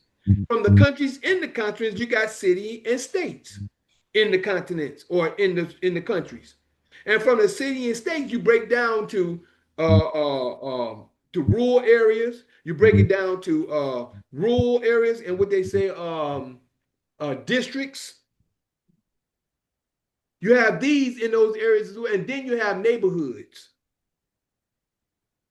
And then you break it down to from neighborhoods to blocks, to homes, to the quote unquote addresses, where you can send something from your house to Timbuktu, send something from your house to Rome, send something from your house to China, send something from your house to Africa. It's gonna make it there. Why? Because it's under the Roman Empire. And then from that point, it goes all the way down to the birth canal to when the child come out the womb. After the child come out the womb, they give you a birth certificate, social security card, and ID card when you get old enough. Rome has devoured the whole earth and has been diverse, different from all kingdoms. And by that happening, what happened right here in verse 24? And the 10 horns out of this kingdom, see, it's still talking about the 10 horns. Out of this kingdom are 10 kings, 10 kingdoms in those kingdoms that shall arise, and another shall rise after them. This is New Rome. This is the new Roman Empire, which is the Roman of the day. This is where Pope come in. It went from the Caesars to the popes. Thank you, sweetie. You can take it and sweeten it. We can put some agave in it. Thank you, sweetie. Stir it up. And another shall arise after them, which is New Rome, which is the Rome we have, which is the Roman Empire we have there under the Pope. And he shall be diverse, different from the first. You know how he's going to be different from the first? They don't have birth certificate, social security card, and ID cards in that time. They have it today. He's over all the different birth certificates, social security cards worldwide. You have to have some type of ID to travel. Some type of ID to travel. People really don't know how deep this goes. Thank you, sweetie. And another shall arise after them, and he shall be diverse from the first, and he shall subdue 3 kings. Which is what? My thought on the 3 kings that he subdued was Babylon, the Medes and the Persians, and the Greeks. Why? Because this is the new Roman Empire.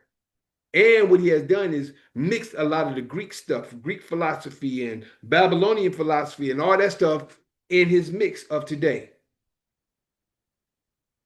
I could go into some other stuff, but I'll be long-winded. I'm not long-winded, I'll be long at that time on those other things, just explaining it.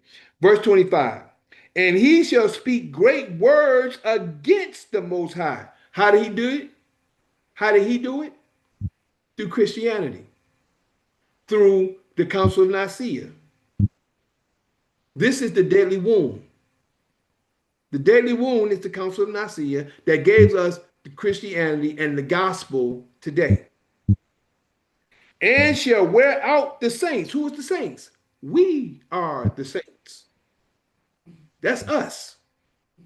We are the ones who fell from grace by not keeping the Creator's laws, doing his ways and his will. We're out the saints of the Most High and think, see, this is the system, what he just brought up, and think to change laws, what shall I say, times and laws. Now let's get on that real quick.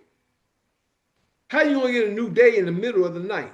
And as I always share, how you gonna get, matter of fact, how do it is a day is gonna be a part of the night when the Creator said, I divided. Divided is two situations. I divided the day from the night. So if he said the evening and the morning is a part of the day, how can that be night? That's what I'm coming at. Like Connecticut is the capital. Hold on a minute, y'all. Let me do this real quick. Hold on 1 second. Okay. So how can we have day and night being part of the same thing when he said divide? Division is two things. Multiplication is when you put them together. But divide is when you separate. And when you go to Genesis 1 through 14, or the whole first chapter, or the first chapter of Genesis, it tells you he made light. Well, not the whole chapter, that's from 14 to 19. But he made light one part, darkness the other part, which is two cycles. The evening and the morning of the first day. Bam. They didn't change that. They start a new, quote, they say new day in the middle of the night. Number two is they didn't change the times. They didn't change the beginning of the year from spring to the middle of winter. Spring is the newness of life. They changed. The Romans changed the time from the beginning of the year to the middle of winter. From the end of what we call March, beginning of April, around that time, to the beginning of January. They changed that, and the world has followed along. Where do you think you get April Fool from? The ones who kept April as being the beginning of the year, they was calling them fools. Well, the Romans, they changed the beginning of the year to when you're in Rome, you do as the Romans do. And laws. Now we got legalese. Now we got legalese. They say that's a law. That's not no law. Legal is not lawful. That stuff man-made. I could go into that, but I'm gonna leave that where it is for now, because I can go deep into all that, and some of us on this phone know about that. And change the laws. And they shall be given into his hand until a time, check this out, until a time and times and the dividing of times. They should be given into his hand. I look at old Rome, new Rome, and the 400 years that we just come out of. The dividing of times. I look at that as the 400 years we just come out of. And another point they talk about in the midst of the week. Well, not that point, because that's talking about the temple. People think the man died for their sins in the midst of the week. That was talking about the temple. That's a whole nother story, though. That's a whole nother prophecy. But let's get back over here to 8 before I let it go. Over here, just give a little bit out of 8, verse 23. Daniel 8:23, before we get back to Revelations. And in the latter time of their kingdom. Whose kingdom? The Roman Empire. In the latter time of their kingdom. This is 23. Daniel 8, verse 23. 23 of Daniel 7:23. Daniel 8:23. And in the latter time of their kingdom, when the transgressors are come to the full. We're the transgressors. Our people transgress the law. Has come to the full. The fullness of what the Creator has said. Has come to the full. All right. A king of fierce countenance. The system that we're in. A kingdom of fierce countenance and understanding dark sentences shall stand. When you go to court, and they tell you, do you understand? Do you understand the charges being held against you? And you saying, yeah, I understand. They ain't talking about what you think they saying. This whole court system is talking about something other than what you think. This whole court system is against the people because they got you in servitude. By a lot of things that I shared already that may went over a lot of people's head. 24. And his power shall be mighty, but not by his own power, because the Creator has allowed him to have it. And he shall destroy wonderfully. Who shall destroy wonderfully? With tanks, missiles, planes, and everything else that they do to other nations. How? By war. Would I not tell you? It said, by thy sword shalt thou live. Genesis 27:40. By thy sword shalt thou live. This is how he gained the earth. This is how he gained dominion.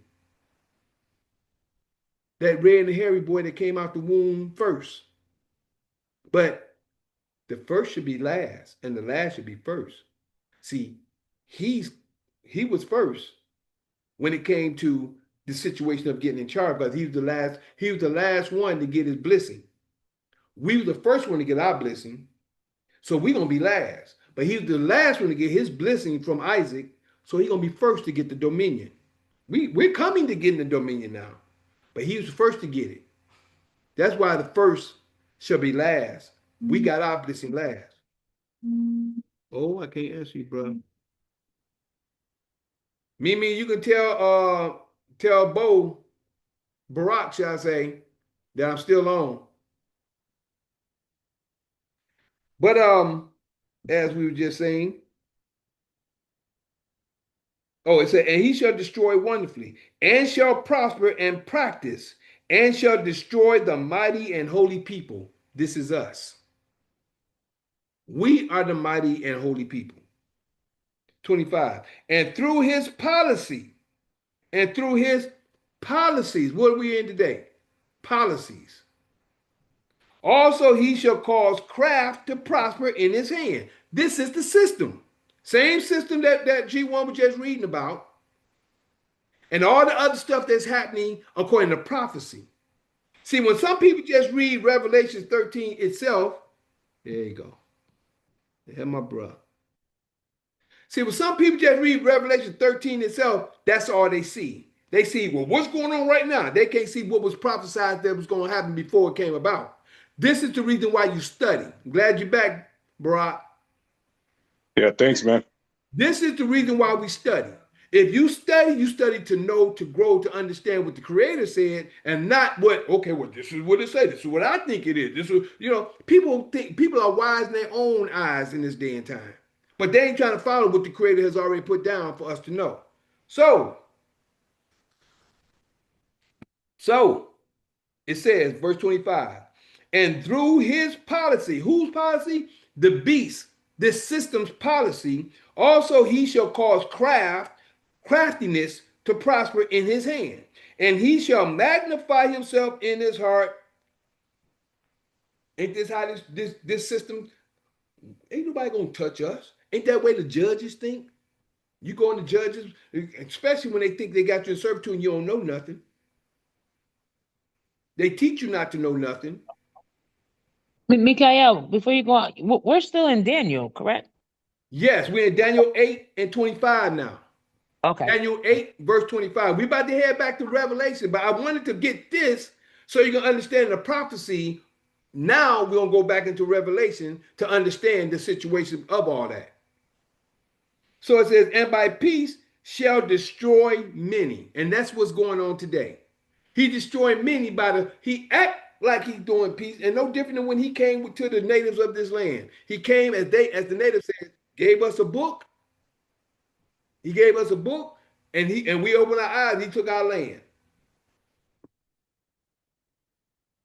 All right. I guess Barack will be back. Hopefully, he must have just fell off.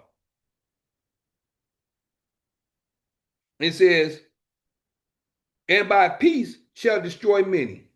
He shall also stand up against the prince of princes, but he shall be broken without hand. That's going on right now. And guess how he's being broken without hand? It's right here. The rod and the pen. The rod and the pen is how he's being broken in this day and time. That's how he's been broken. This is how he's been broken, and we're going to do it. Like I said, it's our job to put things in order. It's our job to put things back in order, get in your rightful place, in your rightful office, to be and stand who you're supposed to be, to put the Creator's kingdom in place as it should be. Creator talks about it all the time, but it all depends on who you are and what you want to do. Believe me, I'm a seer. You know what I'm saying? I don't call myself a prophet, but I can see. I can see. I've been able to see a long time. And I understand now when they say, oh, he a seer. But I don't call it. I call it from what I see. The Creator showed me in the scriptures. I put down and show you what's going on according to what the scriptures say. So now let's get back to Revelation chapter 3, chapter 13, verse 3. But I hit it again that the last part of 2, when it says, when the dragon, which is Greek, Revelation 13, the end of 2, and this is where we at. Revelation 13. At the end of 2, it says, and the dragon, which is the Greeks, gave him the beast, gave the beast power and his seat and great authority. The Greeks handed over all power to the Romans.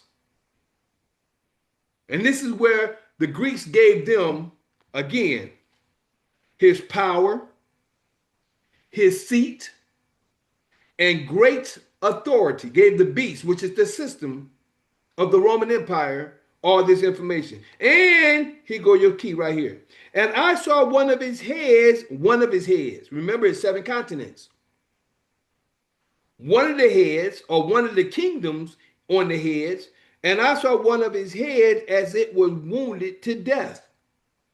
And his deadly wound was healed, and all the world wondered after the beast. Now let me break that down to you. I'm going to give it to you in short term, because I will read all this for you. But what I'm going to do is first tell you this right here. I'm going to give you the short form. I'm going to give you the understanding. Right here.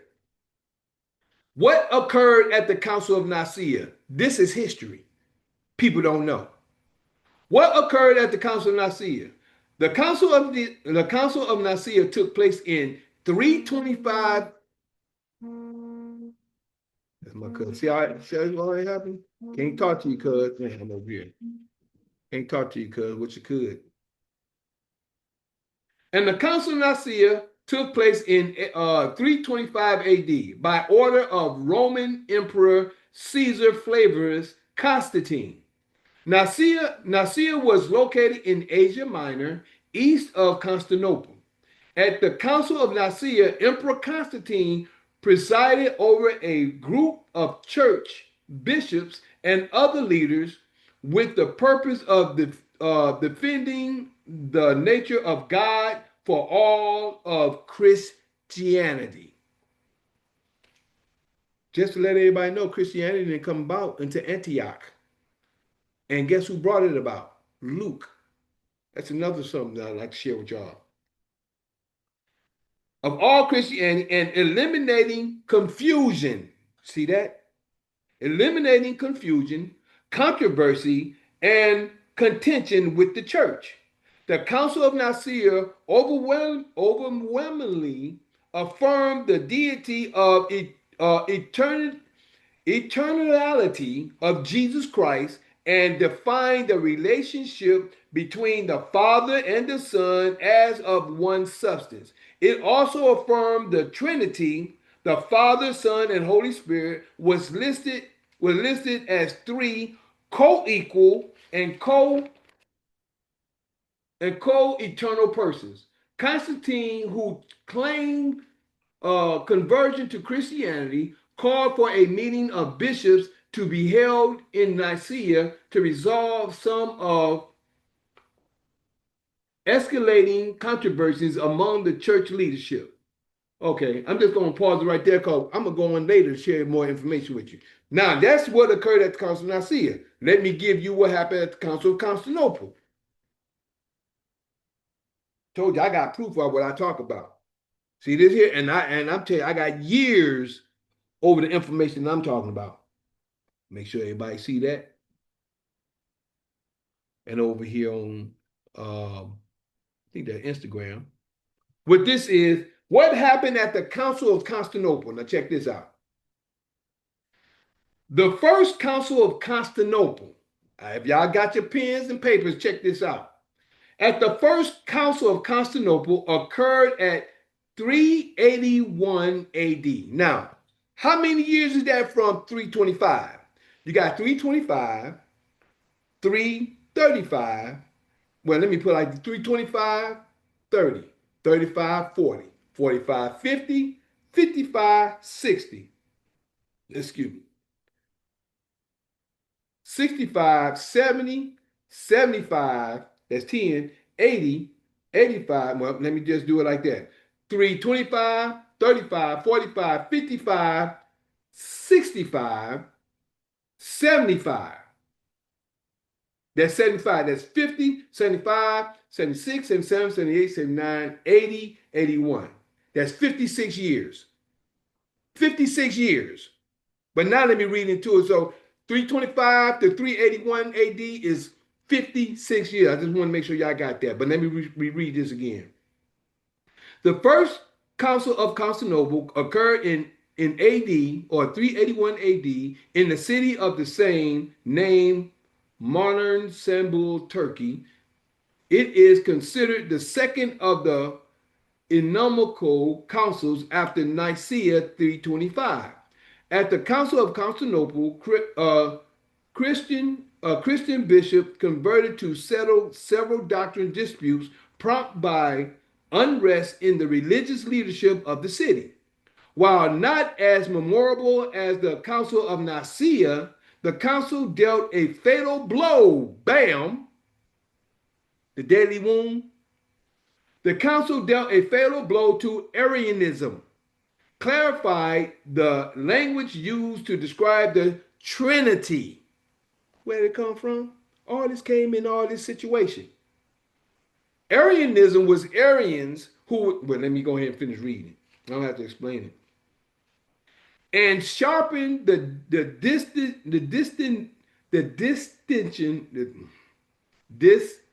that's why I like Joanne being here to get these words with me, because sometimes I've seen these mugs. distinctions, distinctions, whatever, between the eastern and western branches of the church. The immediate, these glasses, boy, I don't think I need them. The immediate motivation behind calling the first council of Constantinople was a series of controversies. The Council of Nicaea had met more than 50 years prior. See, the Council of Nicaea had met more than 50 years prior to settle the Arian controversy. A debate over whether or not Jesus was fully divine, despite the council's nearly 300 to 2 decision rejecting Arianism. The view persisted and continued to cause division among the Christians. Constantinople itself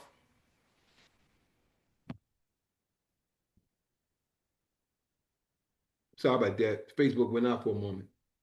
Constantinople itself was considered an Arian city until the new emperor Theodosius I attempted to forcibly replace its church leaders with non-Arians. I just want to stop it right there. I got more to put in there, but the point I'm getting to you is verse 3 in chapter 13 of Revelations. Revelation 3, it says, "And I saw one of his heads as it was wounded to death, and his deadly wound was healed." 56 years. That's when that happened. When they was making the gospel, when they gave you the 4 gospels and the New Testament itself. This is where the Roman Empire, New Rome, came in, and this is where the Creator's word said that if you didn't keep my law, I'm going to send you in the land that ye know not. There you're going to serve other gods, wood and stone, gods your fathers haven't known.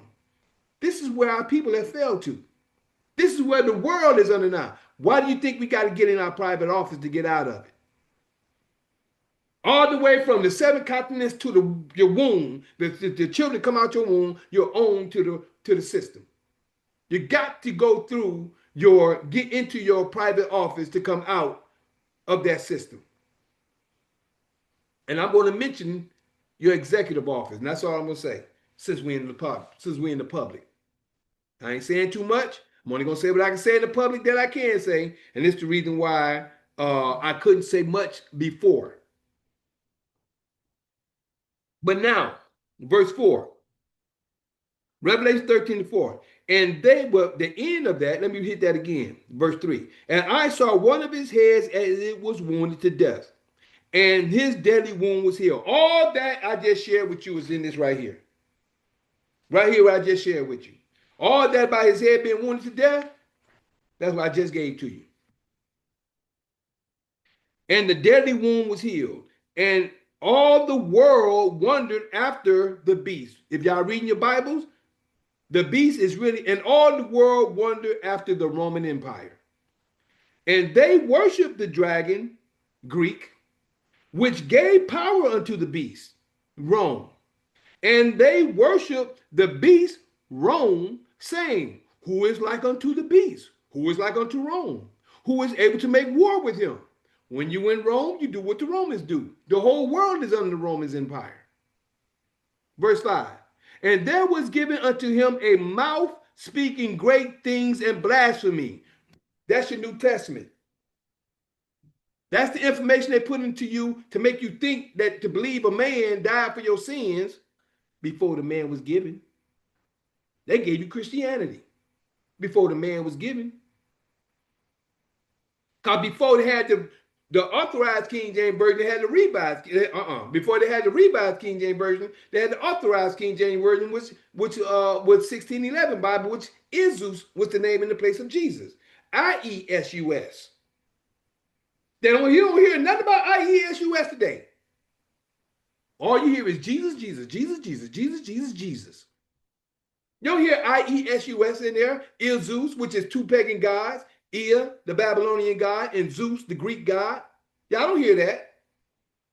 All y'all know, and the world knows, is Jesus. People putting them all on their chest. They wearing them around their neck. They have, boy, me and my wife, we rode around and we did road trips all around the country. Going to Atlanta, we see these big, tall, giant crosses. From Atlanta going to Mississippi, I don't think we've seen none going between them, but we may have. But I definitely know from Mississippi coming back to Illinois and then Detroit, or we've seen about 2 or 3 of them, giant ones. That's an abomination to the Creator. But people don't know that because what? And they worship the beast, saying, who is like unto the beast? Who is able to make war with him? Verse 5. And there was given unto him a mouth, speaking great things and blasphemies. And power was given unto him to continue 42 months. Now, I don't know what those 42 months may be. I'm thinking that it was the Crusaders walking around with the symbol, which is the cross, making people accept Christianity.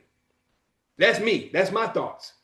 That's the Crusaders walking around 42 months, making everything and everybody they run into accept Christianity. And everybody that didn't, they killed them. I remember coming back. I remember seeing a movie on that as well. It was an Indian, a native Indian. These Romans, they sat down with them. They act like friends. They sit up, talk. They would sit up and they sit up, talk, have friends, have conversation and everything. And then the Indian was the native, which was like an Indian. Oh, well, I can come, will die and come back in 3 days too.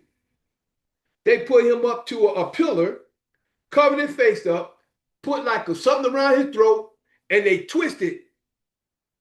You couldn't see his face. They twisted until he died. And they looked for him to come back to life. That's just how brainwashed those Romans was. He wanted the man to actually come back to life after 3 days because the man said he could do it. They tied his hand up and then they killed him like that. But he was supposed to be a king in this place, in this area. I'm telling you what I saw, what I know, and what they put out there. It's things out here that there's so much truth out here. They put in your, they have to tell you the truth. Whether if you take it for entertainment or not, they got to give you this system have to tell you the truth, and they have to go by the law. That's the problem with these Democrats and these people out here in the world today that don't understand knowledge, information, and facts. But let me keep it moving. Verse 6, and he opened his mouth in blasphemy against Yah, to blaspheme his name. How they blaspheme his name? You see everybody still looking to say Yahuwah, Yah. Well, that's not his name. His name is Yah, this and that and all that. No, he blaspheming the law. In Christianity, they said, we don't live under the law no more. We live under grace. We live under grace. We ain't under the law no more. We under grace. They're blaspheming the Creator's name. This name is the law. Right there it tells you. You blaspheme when you go against the law. And you tell people that we ain't got to eat you can eat pork. You can eat catfish, and in the law it tells you what to eat, what you should and should not eat. A lot of that stuff causes sickness in the body. Can't tell some of these people that because they're running after Rome. And you're going to find out, and especially where we at, especially in verse 15. But let's keep it moving. And it was given unto him, verse 7, it was given unto him to make war with the saints. That's us. It was given unto him. Let me go back to 6 because I didn't finish that.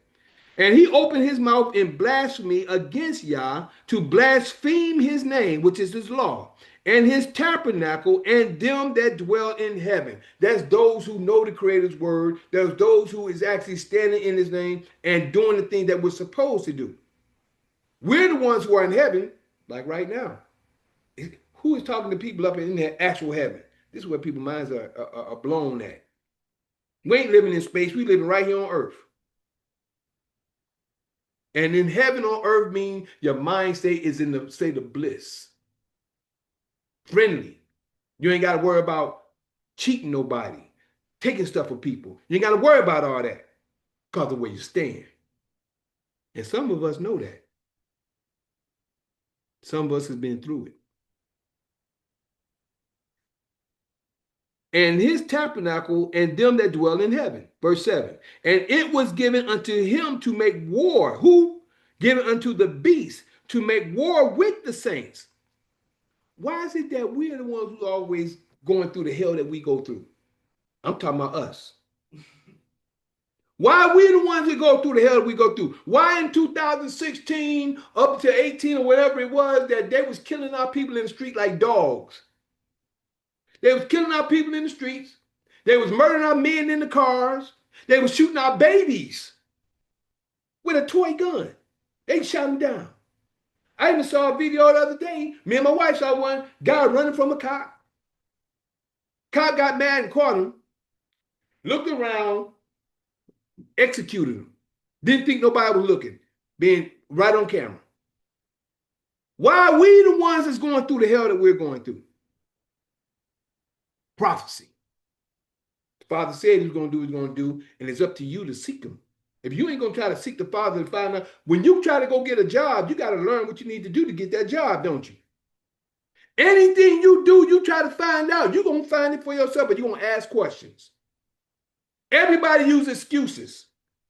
Father don't give you no excuses. You do what you want to do. It's all right here in the book. And I'm just a voice in the wind, and I'm a servant, and I'm a vessel to give you what it is that he wants you to know. That's just it. 7 again. And it was given unto him to make war with the saints and to overcome them, and power was given him, who? The beast, over all kindreds and tongues and nations. That's everybody. That's the world. The system has taken over the world. 8. And all that dwell upon the earth shall worship him. Worship who? The beast. whose names are not written in the book of life. I wanted to make sure I get that clear. And all that dwell upon the earth, all that dwell upon the earth shall worship him. Everybody dealt with the Roman Empire one way or another. And worship him don't mean always bowing like that, but everybody did it one way or another. Everybody have. One way or another, that has happened while we, especially up until the 400 years. We out of 400 years now, but we got a lot of people now that's still doing it. We got a lot of people that's coming out of it, and they're teaching their children not to follow that way. Because it's our day now. But as we go, and all that dwell upon the earth shall worship him, whose names are not written in the book of life. You see that? Of the Lamb, which is the Spirit upon man. The Lamb is the Spirit.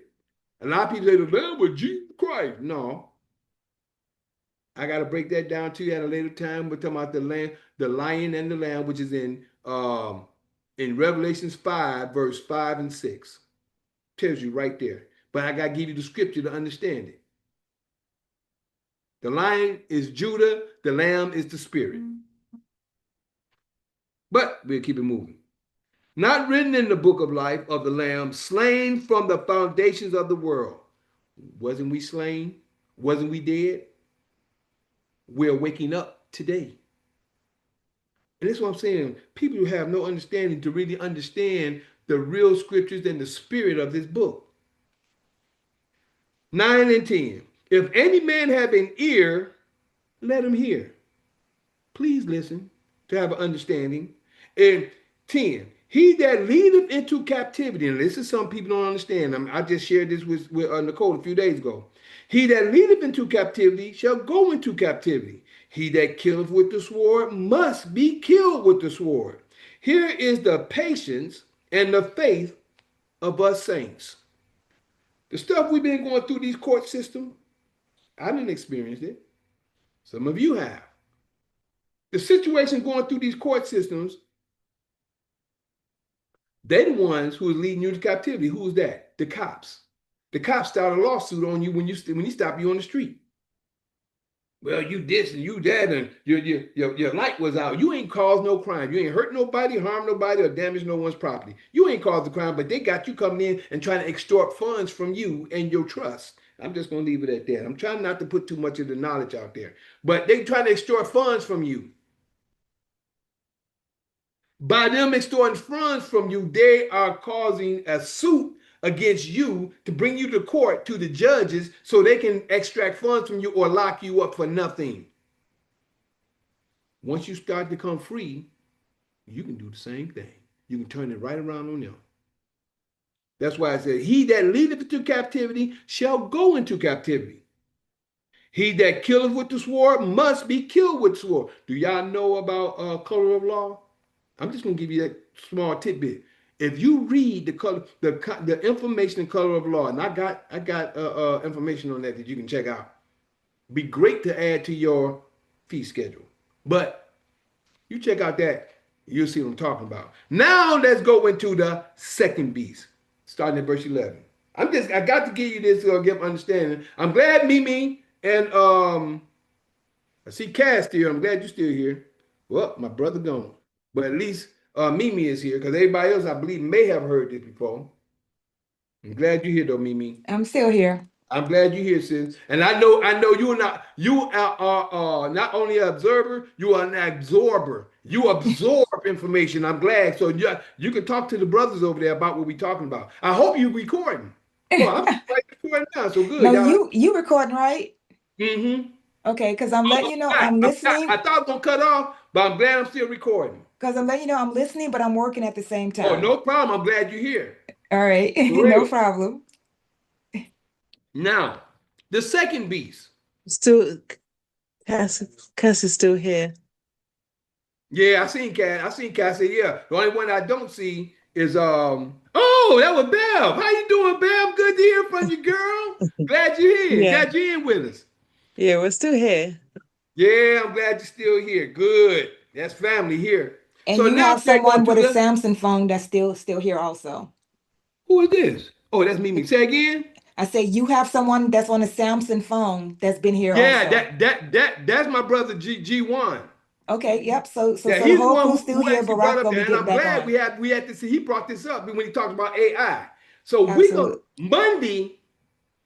This is going to be, we're going to talk about AI and everything. See, I'm going to have him read everything Monday. We're going to go back over this, but I'm going to show you how that and everything is all a part of the same situation, which is of the system of the day. All of it is part of the Roman Empire.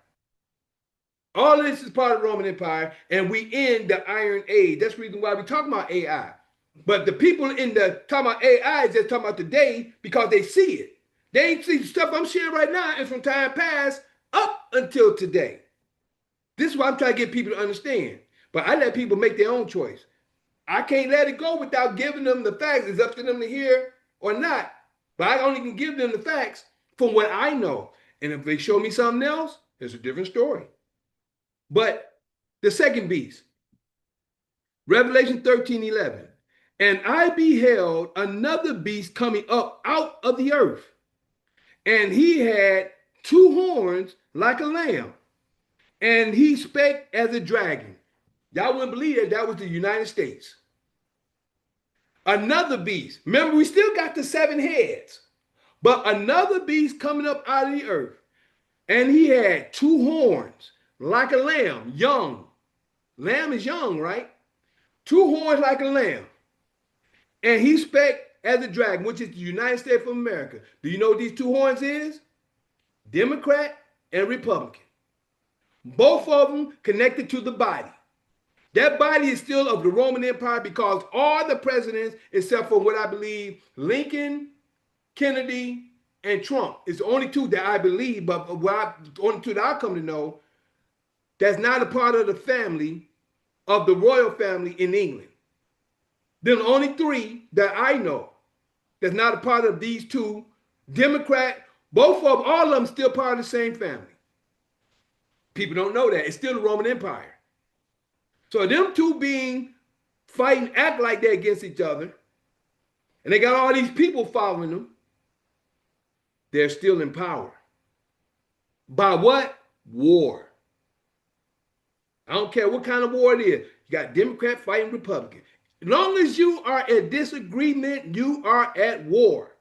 And by being at war, that's the reason why we're in the position we're in today. Nobody can think logically and say, okay, we need to come together and sit down and talk and get things together. We got Christians and all across the board. War, war, war, war, war. So I have a question. So basically, we got to get rid of the horns. Say again? We got to get rid of the horns. Exactly. But who's the horns? The system. You got to get rid of the system. The horns is the system.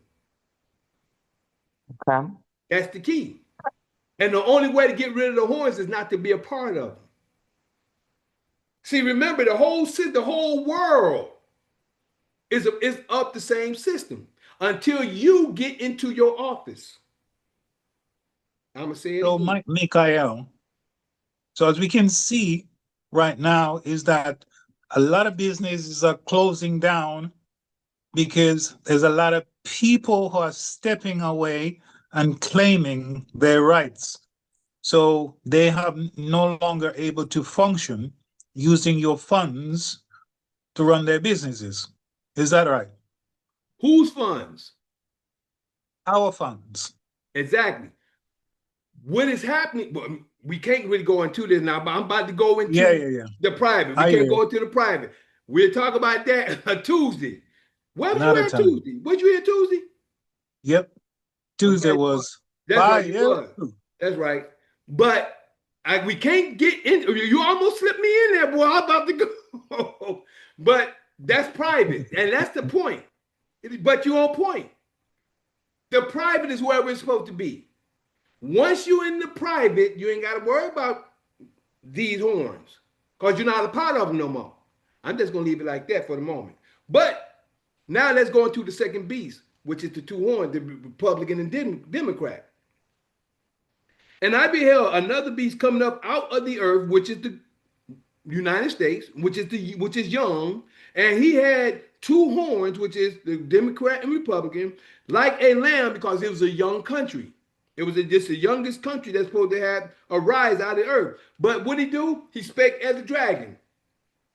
All the different countries, when the United States stands up, they speak, they listen. Everybody, and whether they like them or not, everybody listening to Trump. Everybody heard that old weak jellyback so-called president who wasn't a president at all, but he was just a piece of towel on the paper on the what's called, which was up biting. Everybody else was running the country, but he wasn't doing nothing. Also, when Barack Obama, they all the presidents, when they it says he spoke, he said he had horns like a lamb, no matter which side, but spake as a dragon. When he spoke, they listened. Symbols, understanding to the symbolism to what's going on. This is the reason why the rest of the world can't see this, because you got to be spiritually led. And I'm not trying to say nobody's spiritual or not spiritual, but I know where I am. And I thank the Creator, he woke me up. But verse 12, and he exercises all the power of the first beast. First Rome. Which first Rome is that? The Caesars. And I'm going to give you something else in a few minutes.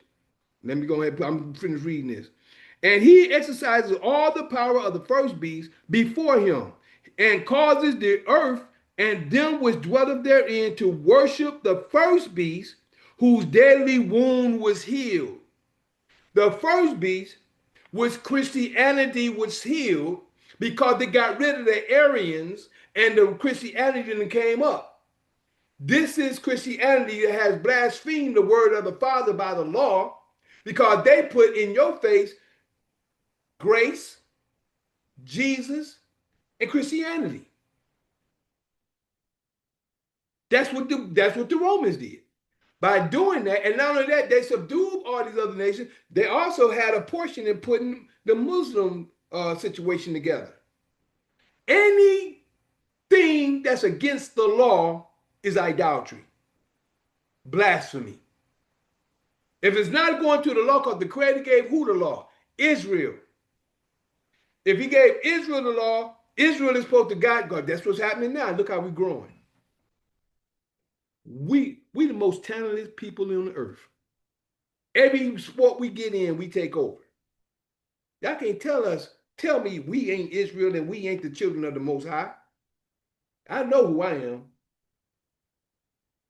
But verse 12 again, and he exercised all the power of the first beast, both him and causes the earth and them which dwell therein to worship the first beast, whose deadly wound was healed. Verse 13, Revelation 13, verse 13. And he doeth great wonders, so that he maketh fire come down from heaven on the earth in the sight of men. You got the planes, you got the tanks, you got the atomic bombs, what he did in Hiroshima. All this stuff that's going on is happening in this time during the second beast. When you look at TV, you can see this, you can see all kinds of stuff going on. And what is this? Verse 14, and deceiveth them that dwell on the earth by the means of those miracles. Yeah, they were calling miracles at that time, which he had power to do in the sight of the beast, in sight of the system. The beast is the system. Everybody that's looking at TV, they're looking at the system of the beast. Everything is of the beast. What we in right now looking at, this is of the beast. We just using it for our benefit. Everything that's going on is of the beast. This is the reason why I'm cautious and I watch everything that I do and understand the thing and who's in control of the things that happens and the things that's going on. So, saying to them, here you go, your key, the second half of 14. Saying to them that dwell on the earth, here go your image, that they should make an image to the beast. I want everybody to think about this. That they should make an image to the beast. Now, Something that G1 shared earlier when we was offline, when we was going from part 1 to part 2. He was saying that they are trying to make, and then he, he gave an understanding that it's supposed to be a system, but it's supposed to be an image that's supposed to be talking and this and that. That image was already made when they made Jesus. When they came up with Jesus, like I said earlier, you don't hear the word. Let me ask you a question. I'm just going to ask everybody. I ask questions so you can think. A lot of people barely and rarely even heard of the 1611 Bible, right? But they know it exists, but they rarely even talk about it or what have you. When you say the word Isus, I-E-S-U-S, do an image come to your mind? No. Why? Because they didn't embalm an image in your mind when you say Isus.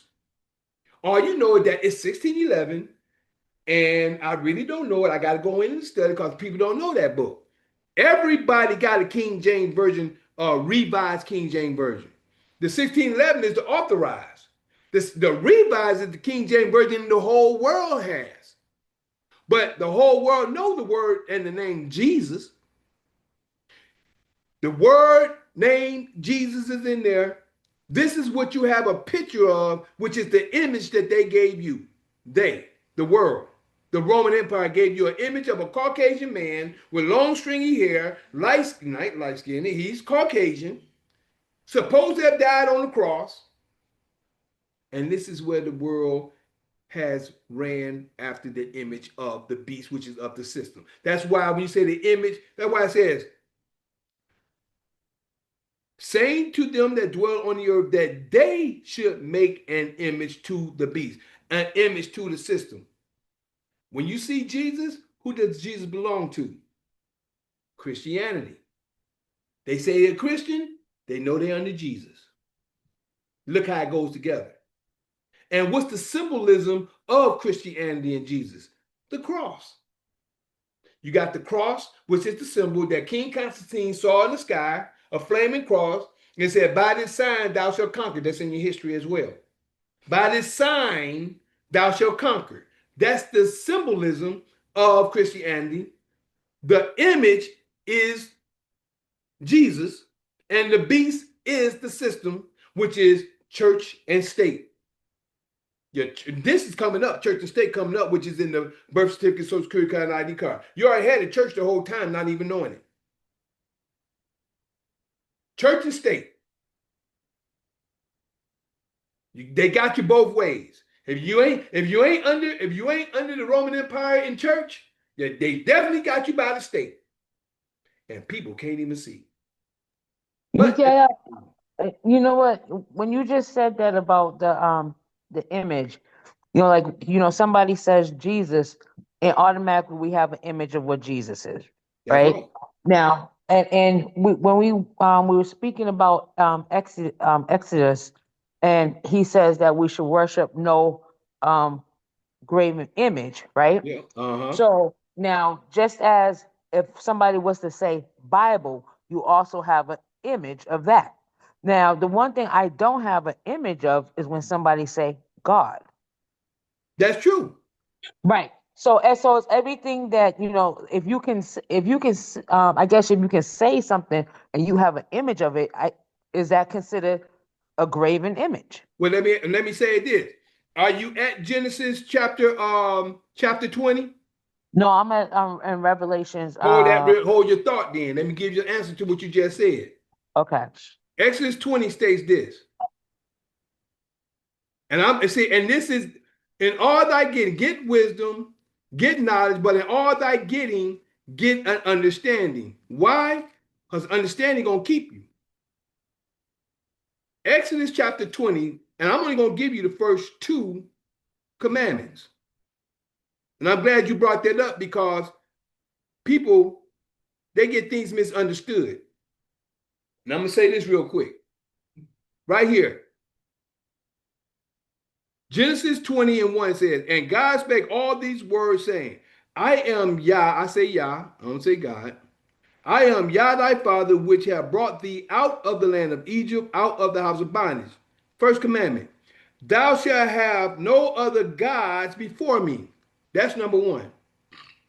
Just the fact when people make a prayer, right? When people make a prayer and they say, in God's name, this and that, I worship you, this and whatever, whatever, and then they end the prayer in Jesus' name, they just broke the whole prayer right then and there because they just put another God with them right then. I don't care if it's Jesus, Emmanuel, Yeshua, Prophet Muhammad, whoever. When you say in somebody else's name, you just broke the prayer right there. But to the answer to your question is right here. Verse 4, thou shalt not make unto thee any graven image. Now the key right after that is, or any likeness of anything. Or any likeness, not only just a graven image, or any likeness of anything that is in heaven above. So if it says not only an image, a likeness, and understand what's being said. So it's not just about a word here and a word there. That's why I tell people you need to read the whole understanding, the whole sentence or the whole paragraph or the whole chapter to get an understanding behind it. Thou shalt not make unto thee any graven image or any likeness of anything that is in heaven above, or that is in the earth beneath, or that is in the waters under the earth. The key right here is, thou shalt not bow down thyself to serve them. That's your key. See, when they start making images and stuff like that, and then people minds, they're bowing down their minds, their physical, where the mind is mental, physical, and spiritual. When they start bowing their mind down and the physical down, and they just talking about it all the time, that becomes your God. No matter what it is. Now, a book, a Bible, is nothing but a book. Bible only means book. So, what you need to do to learn whatever you need to know, you have to go to that book to find out what it is. That's not an image. That's a learning tool. This is only a learning tool for you to learn what you need to know. No different than this information right here. I went to go find out what I need to know with this information to find out what I need to know. So I ain't worshiping it. I'm learning and understanding the things that I don't know. This is only a book. So a Bible is a book, but it has information in it that I need. Then I can have another book that have information that I don't need. But where's your mind at? The only way to find out the Creator is the book that he had his prophets put in there to let you know what you need to know. If you don't know what's being said, how you gonna know? That's the reason why we're in the position we in now. We're in the position we in now because people ain't reading. People ain't studying. They doing whatever they think is right in their own eyes. So having a book is not worshiping anything. That's why it says, get wisdom, get knowledge, but in all thy getting, get an understanding. Why? Because understanding gonna keep you. So, again, at the end of 14, it says, saying to them that dwell on the earth that they should make an image to the beast. And that's the key. They said an image to the beast, an image to the system. Jesus is that image. Image to the beast, which had the wound by a sword and did live. What wound was that? That wound was the Arians and the bishops for 56 years, going back and forth till they got rid of the Arians, and then that wound was healed, which was Christianity. Christianity is what the world is under today, the main religion over the world today, besides all these other religions, but still all of them is what? Blasphemy under the Creator, because they don't keep the Creator's word, they don't keep the Creator's law, because the Creator said, Israel, only you have I known. All other nations don't know the Creator. They may have portions of his law. You know why? Because the portions of his law was in the beginning. The beginning was the light. The light was the law. That's the first thing that the Creator made. And he separated light from darkness. Darkness is wickedness, light is the law. But the Spirit moved upon the waters, which is the people. The Creator seen everything from beginning to end, and seen everything that was going to go on. And I still think that it was 2 points. For those who did right and those who did evil, and whatever side that you decide to do, that's on you. And that's just my point of view. But there we go. Now, 15 it says, and he had power to give life unto the image, This is your life. He gave life. How many people speaking on Jesus today? How many people say Jesus lived today? How many people say Jesus died for their sins? How many people say Jesus did this and did that? That's the life that the scriptures gave, well, not scriptures, let me rephrase that the Romans gave to the world. That's why I said, and he had power to give life unto the image, Jesus, of the beast, of the system.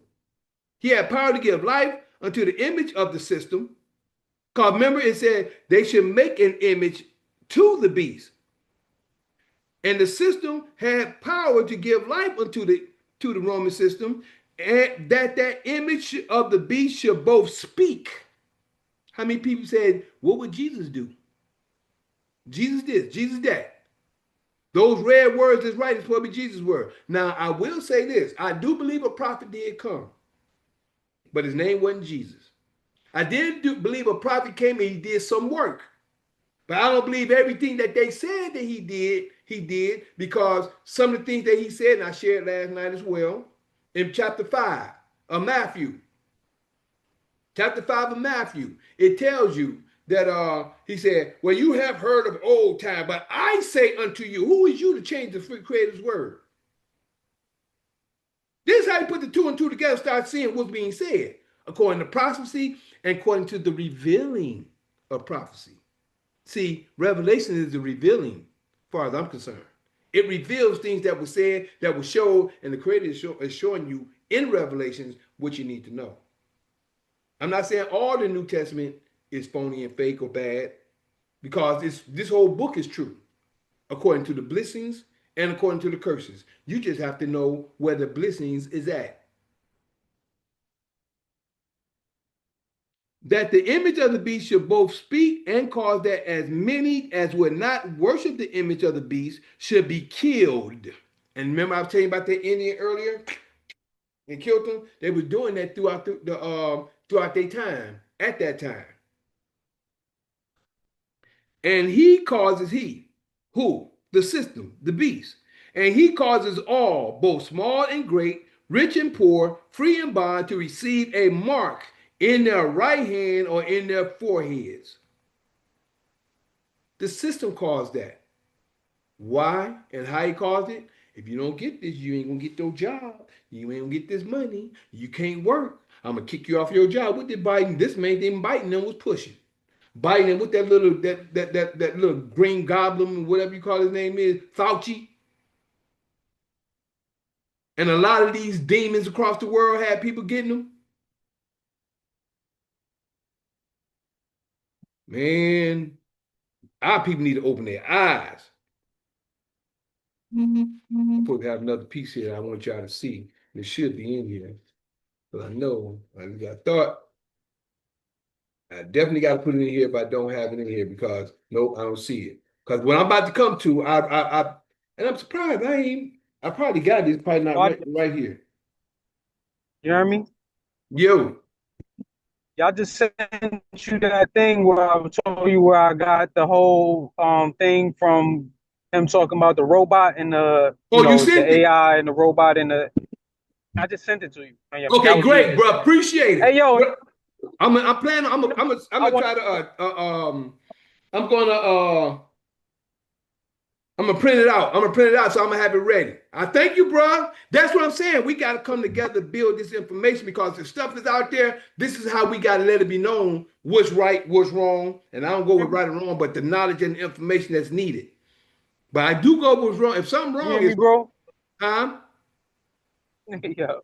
I said it's an Instagram video. It's not nothing print out. Yeah. Okay, good. Okay, good then. Good. I can play it. I want to just share this too, because you were speaking about the Bible, but I was watching another one of these Instagram type videos, right?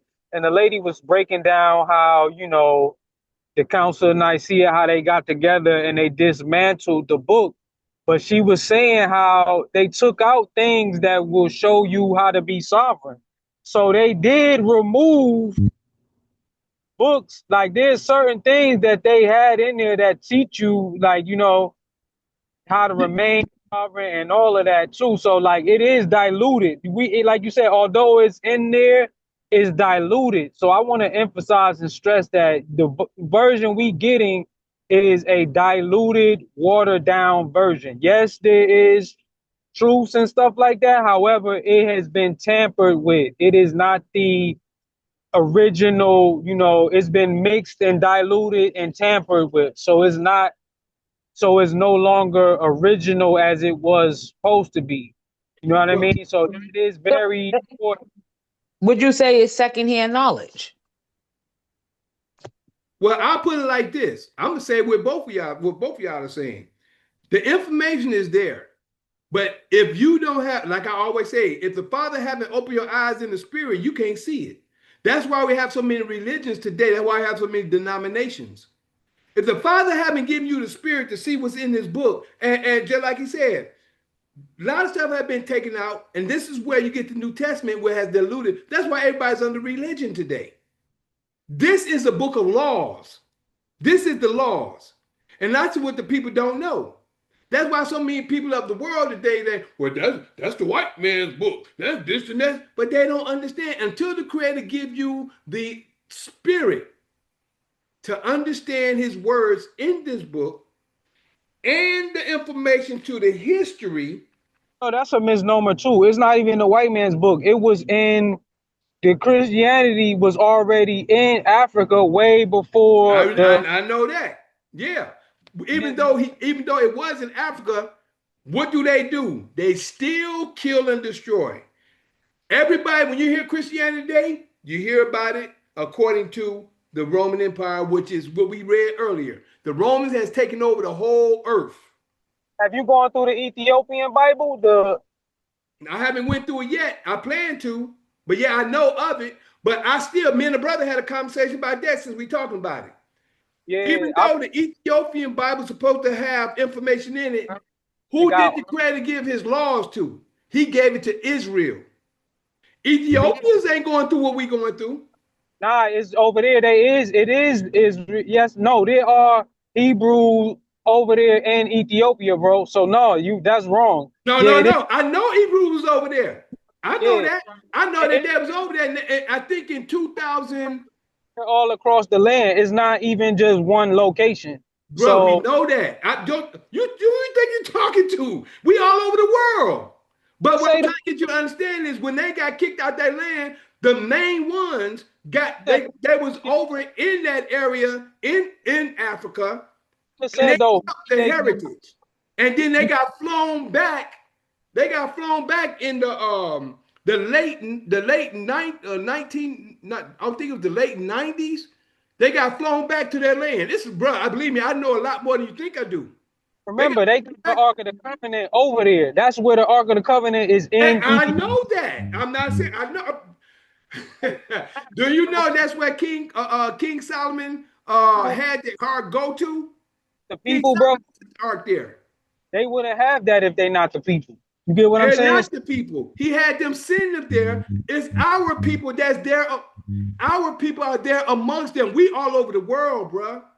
I can show you all through the book and tell you that we're going to come from all over the world coming back to home. That's what I've been saying, bro. Yeah, so we everywhere. Like, we ain't just no one location of people. I've been saying that. Yeah, I'm just but when trying to get you to understand what Rome has done. Rome ain't in one location. Rome all over the whole earth. Rome has taken over everything. Bro, are you hearing me? Hold on, I'm trying to say something. You just said that he gave the book to, who did he give the book to, right? You said that. I share with you when they left the land, they went to that part in Africa. They kept their heritage. Yes, but it still was our people among those people. That the Ethiopians are Ethiopians. We are Israel. We kept the law. We are part of them because we are over the whole earth. We are, when they took the ark, no different than in the book we read last week. When David went and got the ark from, I don't remember where it was, but he got it, he brought it back. And when the man put his hand on the ark, the man died. So David left it somewhere else. After he left it somewhere else, they started prospering. He went and got the ark. The ark is before that. The ark was gone 20 years over amongst the Philistines, and then the ark, which was the creator, was killing and diseasing the land. They moved the ark for several different places. You was here, you heard it. So bro, everything you saying, I'm trying to keep the same. Now we talking about Rome. We talking about Rome right here and what has happened in today's time. Everything you saying, I'm already privy of. That's what I was trying to say about this is the King Roman James version of it. He's a Roman. That dude is a Roman. You still ain't getting the understanding who gave the authority that all this was gonna happen.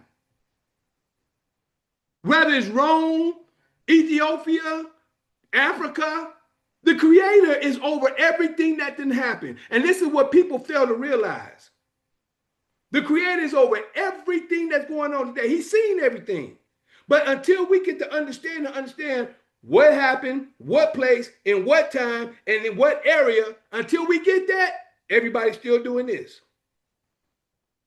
Hey, yo, I but totally that's understand what you're saying. But we went from where the ark at. We went from the point of AI to where we talking about the ark now. We got to stay on one subject. I'm mainly talking about Rome and giving the understanding to what you were saying in between the break, that you talk about AI and the way the people are thinking today. The way people think today that AI is about the New World Order and stuff like that coming. We've been in the New World Order since 1933. yo, I'm trying to say something. Can you hear me, bro? Now I can. Yeah, because I've been trying to say something. It's like every time I'm speaking, you still talking. You can't hear. Well, bro, you do it all the time. But so listen, the whole point I brought that up, bro. The whole point I brought up the book, right? The Bible, because it's what, like you said, we gotta learn, right? But they not gonna give you everything because it's been diluted. So this is what I'm saying. We gotta get to the original blueprint with everything. We can't just look at the KJV version Well, only. do you have the original? And think that we gonna get. Do you have the original? I'm trying to say something. That's a different question. Do you have the original? Bro, yes. You got the Ethiopian Bible? Yeah, I do. I'd like to see it. I gotta look at it. I can't show it to you right now, but like, yeah, you know what I'm saying? What I'm trying to say is all of this stuff, right, is dealing with the Roman Empire. I've been saying that the whole time. But the point I'm getting at is this. Well, like I said, when the creator opened your mind spiritually, you can still see what's here that he wants you to know. No matter what. I don't care. I don't care what they say, what you get. Until we get into that, you got to get what you can. No different than where we at right now coming into our executive office. We don't have everything at one time. Everything you get, the creator give you everything in due time to get what you need. And then once you get it, you keep moving forward to get what you need. But until then, you don't even need the Bible then if that's all. We just gonna wait on I want to make sure that I get the Ethiopian Bible to check it out, because if I get it, we wouldn't be calling it the Ethiopian Bible. We will be calling it the original scriptures. Because if it's from Israel, it's the original scriptures. We call it Ethiopian. I don't know if that's the Ethiopian way of life. There's no such thing as an Israel Bible, though. What's the scriptures? It's not. Why do they call it the Bible? It's called the Bible, right? Exactly. Who he give the scriptures to? Israel Bible. What well, I'm saying. It don't have to be Israel Bible. Who did he give the law to, bruh? He gave it to the people. The people. The people. What people? The original people. And who is them? Who is them? Who is the original people? I mean, there's 12 tribes, bro. It's all. I'm asking a question. You said I'm going on your question on your statement. I'm asking you, who is the original people? We don't have an Israel Bible, so who is the real people? The original man who had it. That's and why. Who is that? I mean, you call him whatever you want to call him. And there you go. Thank you. You proved my point. Israel is the one that he spoke of. We are the ones that went through hell because of the stuff that is even said in here. I don't care if you got an Ethiopian Bible. I don't care what Bible you think you have. It tells in here what's going to happen to those people. Nobody can say nothing about what didn't happen to us as a people, and it's still right here in this book. I don't care if you throw this book away and get an Ethiopian Bible. Is that going to say what's going on right now with us? I'm sure with us, what's going on, what was prophesied. So no matter if y'all try to say that is watered down or whatever you're trying to say, I see the mirror of what's going on with us today. That's just you though, bro. That's only you. I'm sharing the information. I'm showing you what. Show me the information. I tell you what. Get the Ethiopian Bible and break it down to us, and break it down and let us understand what's said in that Bible, so we can see it as I'm sharing with you today. I just told you that it's that they got other stuff. I said the Ethiopian Bible, bro. The Ethiopian Bible. The one you said is original. I want you to break it down to us. The word Ethiopia. You get what I'm saying? You getting caught up on a location. I'm asking you to get that Bible that you say that's supposed to be real. That's what I'm asking. Fact is that that is the oldest version of what you reading is older than that. This Let me version, ask you, how do you know what's in that Bible is supposed to be true? Let me ask you that. Huh? You just said it, bro. Because what you just said. Because what you said applies to the KJV version. Why would it not apply to the oldest original version? I'm asking you a question. What do you know? I'm asking, what do you know? Just answered it. I just answered it based on what you just said, right? You just said if the Creator's going to give you discernment to read the King James version, which is diluted, then why would it not? Diluted, which I know that's switched up, but go ahead, I'm listening. The Council of Nicaea that is diluted. Come on, bro. Like, don't try to play the game that you don't understand that is not diluted. Bruh, I've been saying that the whole time we've been talking. The whole thing I've been saying, I've been letting it be known in the New Testament mostly.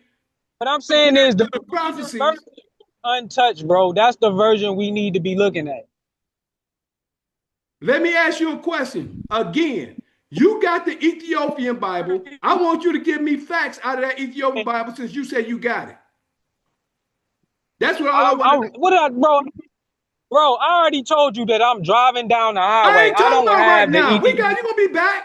I ain't talking about right now. I'm just you know what I'm talking about. You got the Bible. When next time you get to it, hold it to yourself. We can talk about that later time. That's what I'm talking about. You know what I'm talking about right now. You said you got it. I want to know the facts. You can go and get one. Why don't you have one? Why haven't you? Number one is that's not my preference. I know what I know about what I have. Yeah, but why you ain't trying to look at the original oldest? I just told you that I got to get one. That's the first thing I said when you brought it up, bruh. I just said that. Yeah, but you brought up giving it to some like the people and all of that type stuff. Bro, you do this all the time. Every time we get into a conversation, you bring something up, but you don't have the facts behind what you're saying. And I ask you when next time we talk, bring it up, and then we'll see. I'm giving you facts on what I'm saying. I'm showing you everything that's going on, whether you say it's diluted or not. I told you the Creator said what he said he was going to do, and that's why it's diluted. I just told you that it's the original one already says it's better than the KJV version. But then show it to me when you get it. So you, the fact that it's older shows that it trumps the KJV version 1,000. The law is older than them all. The law is older than them all, whatever you're trying to say. The law is older than all of them. So no matter what, you got to prove it to me by me seeing it. Excuse me. Yeah. You know, can we kind of just move on? And I mean, you guys can, find but you know what? your facts we always get into this point of view because he always trying to. The whole thing is, I already know he don't believe in the Bible, whether we do or don't. I'm telling you what I know about it. This is worldwide. Why is it worldwide? It's worldwide because the Creator wanted it worldwide because this is here for a purpose. I understand that there's other Bibles across the world. I understand that. I don't go against none of that. I even said, because I've been hearing about the Ethiopian Bible. I've been hearing about that lately. I said, I got to get one. That's the first thing I said before he brought it up. I already know that the ark was in Ethiopia. I already know about King Haselassie, which is still down the line of Solomon. It's a lot of stuff I know, but we wasn't on that conversation. You see what I'm saying? That one, we done went off the conversation almost at the end to something totally different than what we supposed to be talking about. We even talking about the AI revelation period, bro. I brought up all of this stuff. Like, so come on, man. Like, don't even try to act like that. So all I'm saying is, yeah, he brought it up. But the point is, I'm talking about the revelation and where we at right now. That's what I'm talking about. So where we at right now, I'm going to finish up what I'm saying. And we go through this all the time instead of staying on point. And that's all I'm saying. So let me get back to where I'm at. Finishing up on the Bible. Revelation 13, which is where we at. And like I was saying, verse 16. And he causes all, both small and great, rich and poor, free and bond, to receive a mark in their right hand or in their foreheads. We don't know about the foreheads yet. And I had a DVD, a 6-hour DVD that I'm telling you about. See, when I try to share stuff, I share stuff about what I know, not what I believe, not what I think. I share what I know. And I break it down as I can. If y'all can't see what I'm sharing, whatever you think, if you can't see it, that's on you. My main thing is to give you what I've come to know. What I know, not believe. So what I'm sharing with you is, and he causes all, both small and great, rich and poor, free and bond, to receive a mark in their right hand or in their foreheads. And to me, I'm telling you, to me, that mark was the jab. That jab was the mark. And the reason why it was the mark then is because the stuff that they're going through, when you talk about anything from Revelation 13 on through, it talks about the things that these people was going to go through that took that mark. Now we're finding out that mark caused a lot of blood clots in the system, or shall I say in the people. That happened, whether people believe it or not. And then 17, and that no man might buy or sell, save he that had the mark, or the name of the beast, or the number of his name. The mark, but if you look at it, the name of the beast, which is the all caps, and the number of his name, which is the social security number. You can't buy and sell without them. You can't buy or sell without either one of them. That's why you need them to get out. That's why you need those things to get out. So all the stuff I've been saying, if you can't see the information I was sharing all this time, from prophecy to history to the stuff that's being said, something wrong with you. And I'm just saying that because I done laid it out where you can see it for yourself. All I'm saying is, if people have their own, and I know people have their own qualms or their own problems with the King James Version. They have their own problems with the Creator, the Sky God. They have their own problems with whatever they have problems with. I'm just here, I'm just a vessel sharing information. It's up for you to, like I told my promise to the Creator, it's up for you to accept it or reject it. That's on you. I know where I'm at. I know where I'm at, so I don't worry about it. So where I'm at on this point right here, now after this point, here is the wisdom, let him that have understanding count the number of the beast, for it is the number of a man. This is what I meant to, this is what I was looking over here in this. I got to add to this because I don't have it in here, but it's Victorious Philly D. Victorious Philly D is the actual name of the Pope. And when you break it down in numerals, in Roman numerals, it means 666. That's the man that's over everybody's accounts. Everybody, that's the man over the whole situation, the Pope. So I come to understand this, like I said, until someone prove and show to me something different, fine. That's different. But Just because someone believes something or thinks something, you got to show me. I'm like Missouri. I'm the show me person. You got to show me. I'm not going by what somebody say, and I understand conversation.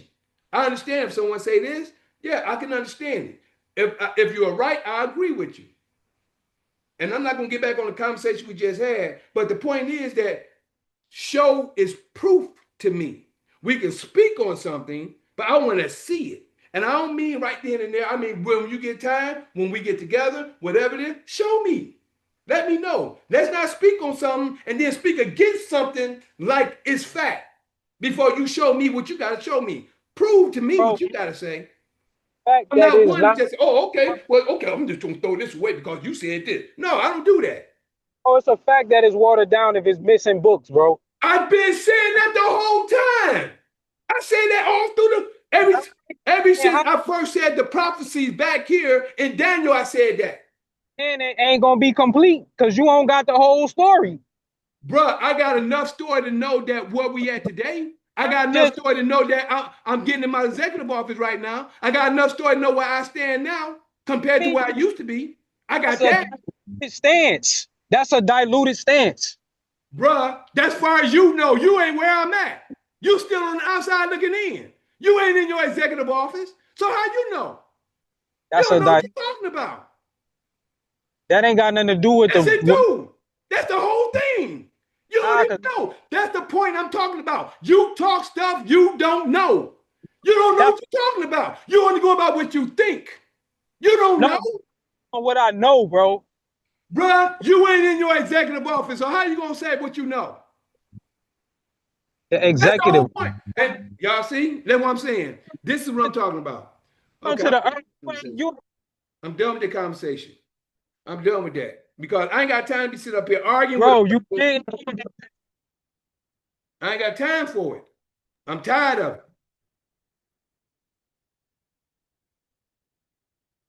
Yeah, you get on every time you get on here, do that. I'm getting tired of it. see, bro. I'm done. Had to take them off. I'm sorry about that, y'all. I had to take them off because I didn't want to go through that situation, and I ain't got time for it. Yo. We got people up here trying to learn, and this person sitting up here trying to sit up here. I'm the one adding on. Ain't nobody adding on to nothing in here. But you're arguing. I'm because we gotta build. Sometimes it ain't difficult, man. What the fuck you talking about?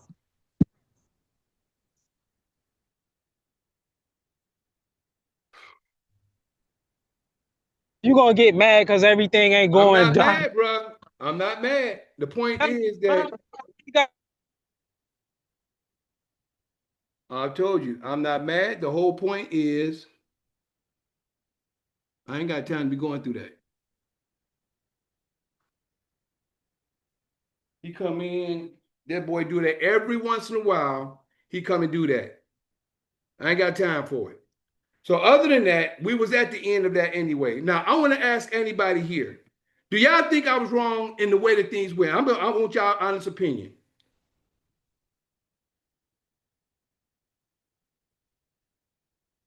Can somebody tell me something?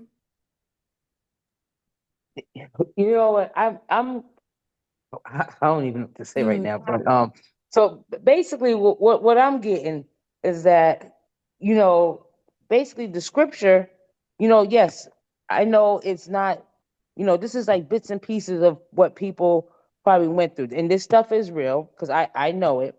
I know that this stuff is real, and what's in this book is actually what's happening right now. But I'm not sure where the confusion is coming in with G. I don't know. Like I said, he do it all. It's because he don't believe. He'll tell you he don't believe in the sky god. That's all right. You can do that. But the whole point is he sit here and try to convince people to believe something that he don't totally know himself. He's sitting up here. I'm telling him about what we're talking about. Some of the things he don't know, which he still talk that like he do know. He don't know nothing about it. And he still trying to convince. My point is, this is, you know, I don't like saying it like this, but I'm gonna say it like this. This is my platform. And my main thing is to be respectable. He think you building like this. You ain't building, he tearing down and he don't even realize it. You see what I'm saying? I just want to know from anybody else's point of view because I done did this with him about 3 or 4 times. And I keep telling him, bro, listen, if we gonna conversate, let's conversate. He would try to take something, make it other than what it is. We was talking about, he brought up AI.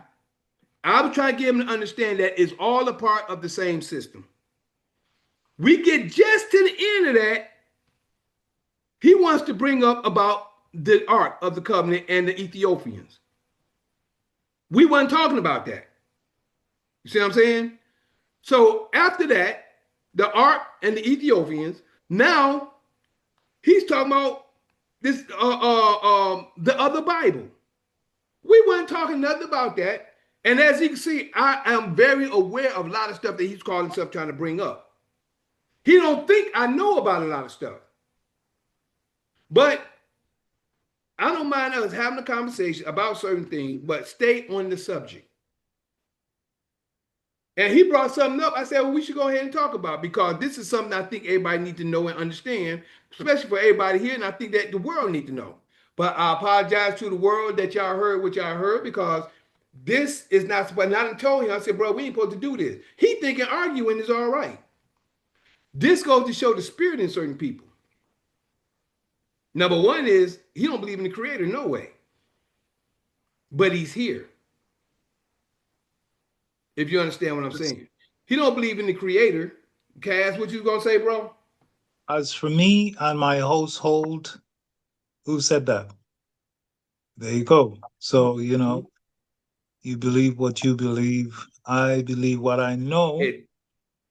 And you leave it at that. You see, because you don't want to send up your pressure by trying to prove. Yeah. You know, I went to California a while back. My auntie, she's a Seventh-day Adventist. And she swears she knows the scriptures inside out. And it was arguing. I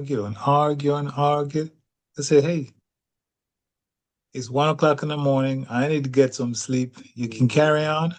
Catch up with you tomorrow and leave it. See, when I was about 30, 38, I almost killed myself with stress and worry.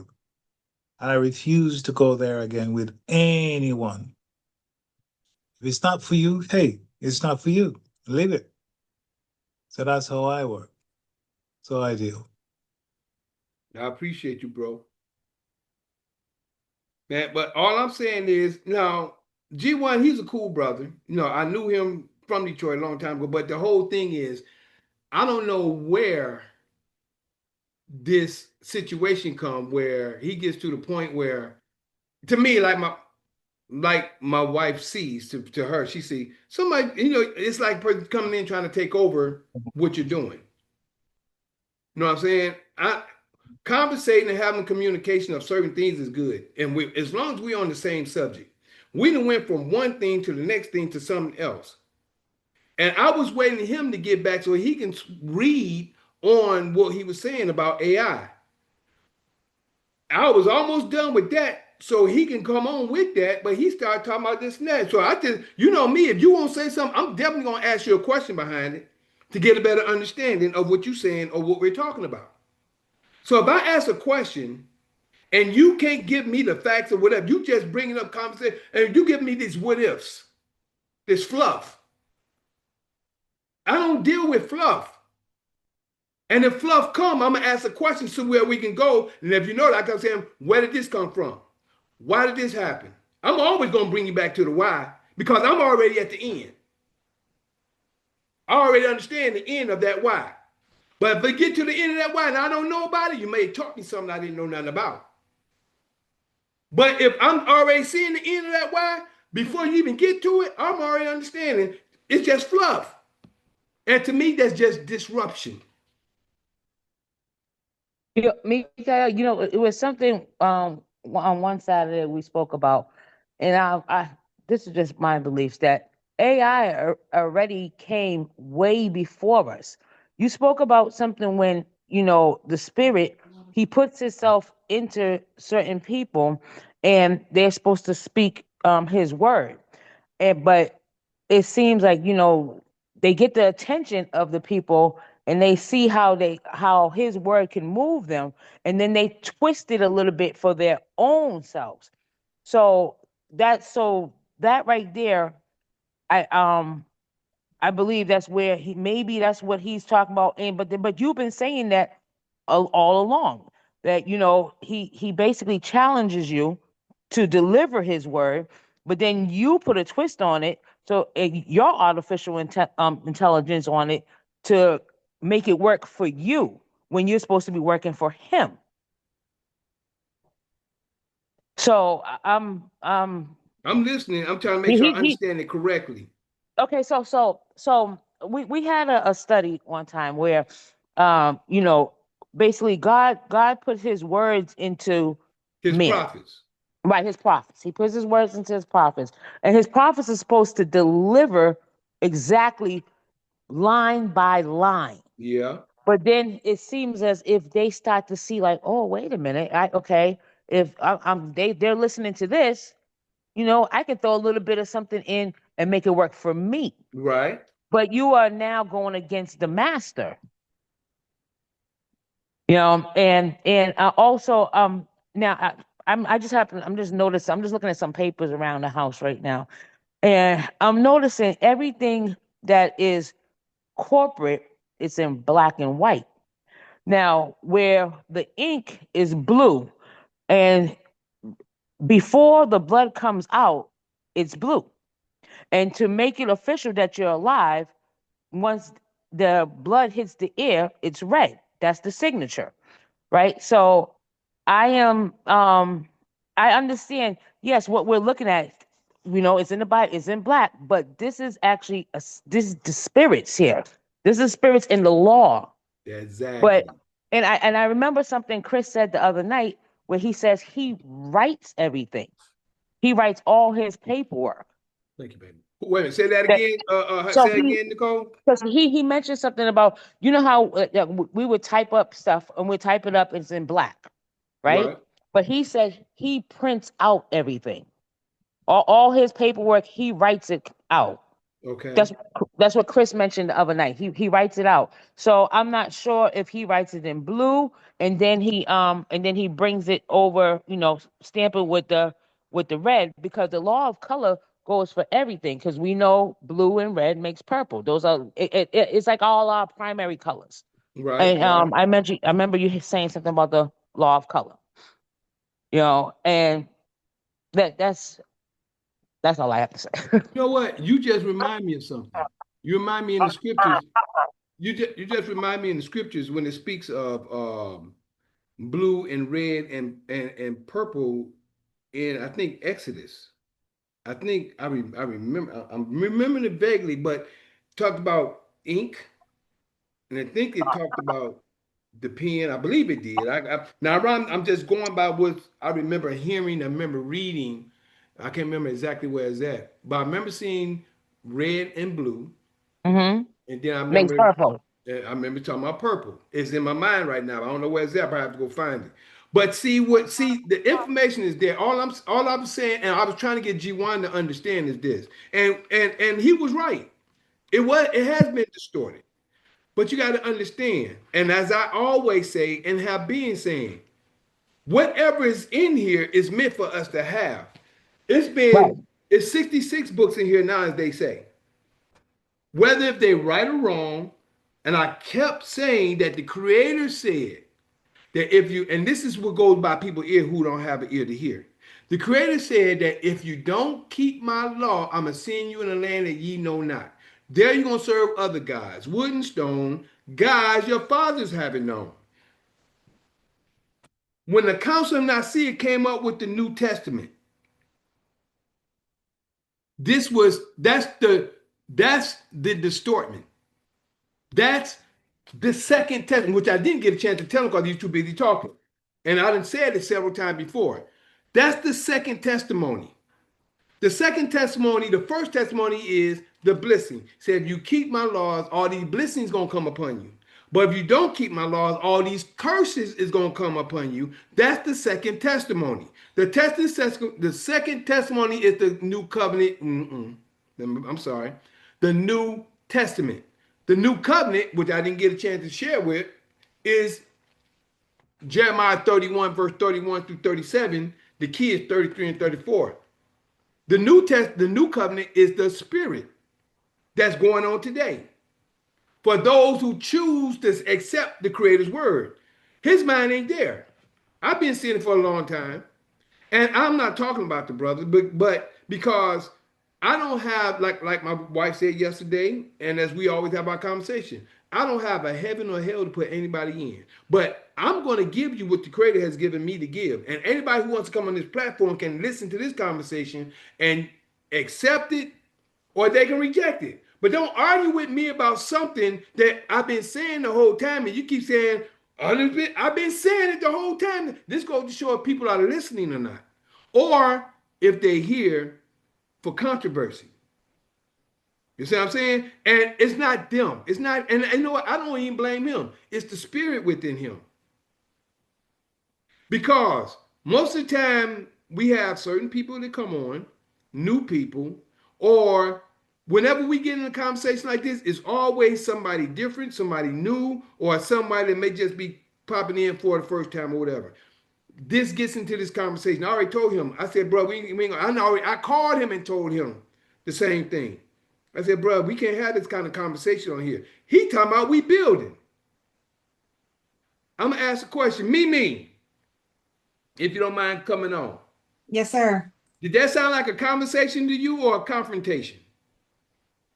Well, everyone has their opinion. He just had a very strong opinion. He challenged you, and you challenged him. So I didn't see it as a confrontation. Mm-hmm. I just saw it as frustration was building, but you both wasn't listening to each other Why wasn't I listening? I want to know. because he was trying to say something, but as he was speaking, you was talking over him a little bit. And so he got frustrated a little bit, and then vice versa. So it wind up being more of a confrontation in your eyes than his eyes. Well, I'm gonna look at it like this. Do you remember when we first started talking? I don't know if it was during the break or Mhm. if it was when we first started. Do you remember when we were talking? I let him speak and I got quiet, and he spoke and I got quiet, and he spoke and I got quiet. Do you remember that? I do, and I think also as he was trying to speak, you was continue to talk. No. I mean, in the beginning, the In the first beginning, time. yes, I remember that. Yes. That's what I'm asking. When I say Yes. the first time, I'm not talking about during the end of this point. Not even when we was. I don't even think it was when we record. I think it was when we first started, and when we were speaking, while I was getting things together, Mm-hmm. and he was speaking on a certain point, and I said, he was speaking. I got ready to say something. He was still talking, but the whole point is he wanted. I guess he wanted to cut me off because if I was talking, I always stop for him. So he said, "Are you listening? If I'm already having a conversation and I'm already talking, why should I stop when when I done did it for him?" I'm gonna put it like that. I But understand. my main thing is we've been going through this several times. That's what I'm saying. This is your Yeah, I'm first, new to the call, so I was just observing, okay, both of you all was trying to make a point. right? You was more on prove it to me. He's more on, hey, I'm in my car. I can't prove it to you. And you like, well, when you get home, then show it, That's all I was saying. you know. But I didn't see it as a confrontation. I Well, just really, saw two people voicing a strong opinion. right? Okay. That I guess I could say. I guess I said confrontation, but I might have meant that. I might have didn't. My whole Well, point is, like I mhm. said, I don't think it's him. I think it's a spirit.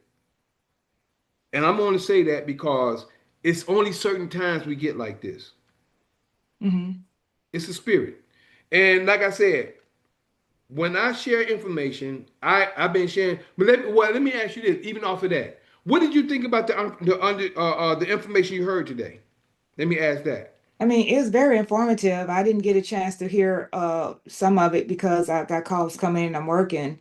But Right. what I did hear, it was very educational for me as far as learning,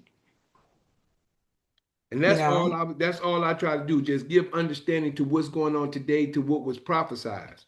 That's, Exactly. and all I was just asking the brother was this. He brought up that Bible. I said, I don't have no problem with it because I've heard of it, but I don't have one. So Mhm. I can only tell you what I know. I said, well, when you get it, bro, just let us know then. He Mhm. already told us he was driving and doing whatever he was doing. I don't have no problem with that. I was saying, well, bro, you know I'm talking about when you get it. And I'm not talking about right now. So I just had to cut it off because, you know, we've been through this several times. We've been through this several times. And I try to tell them that's not, and like I said, we got off the subject.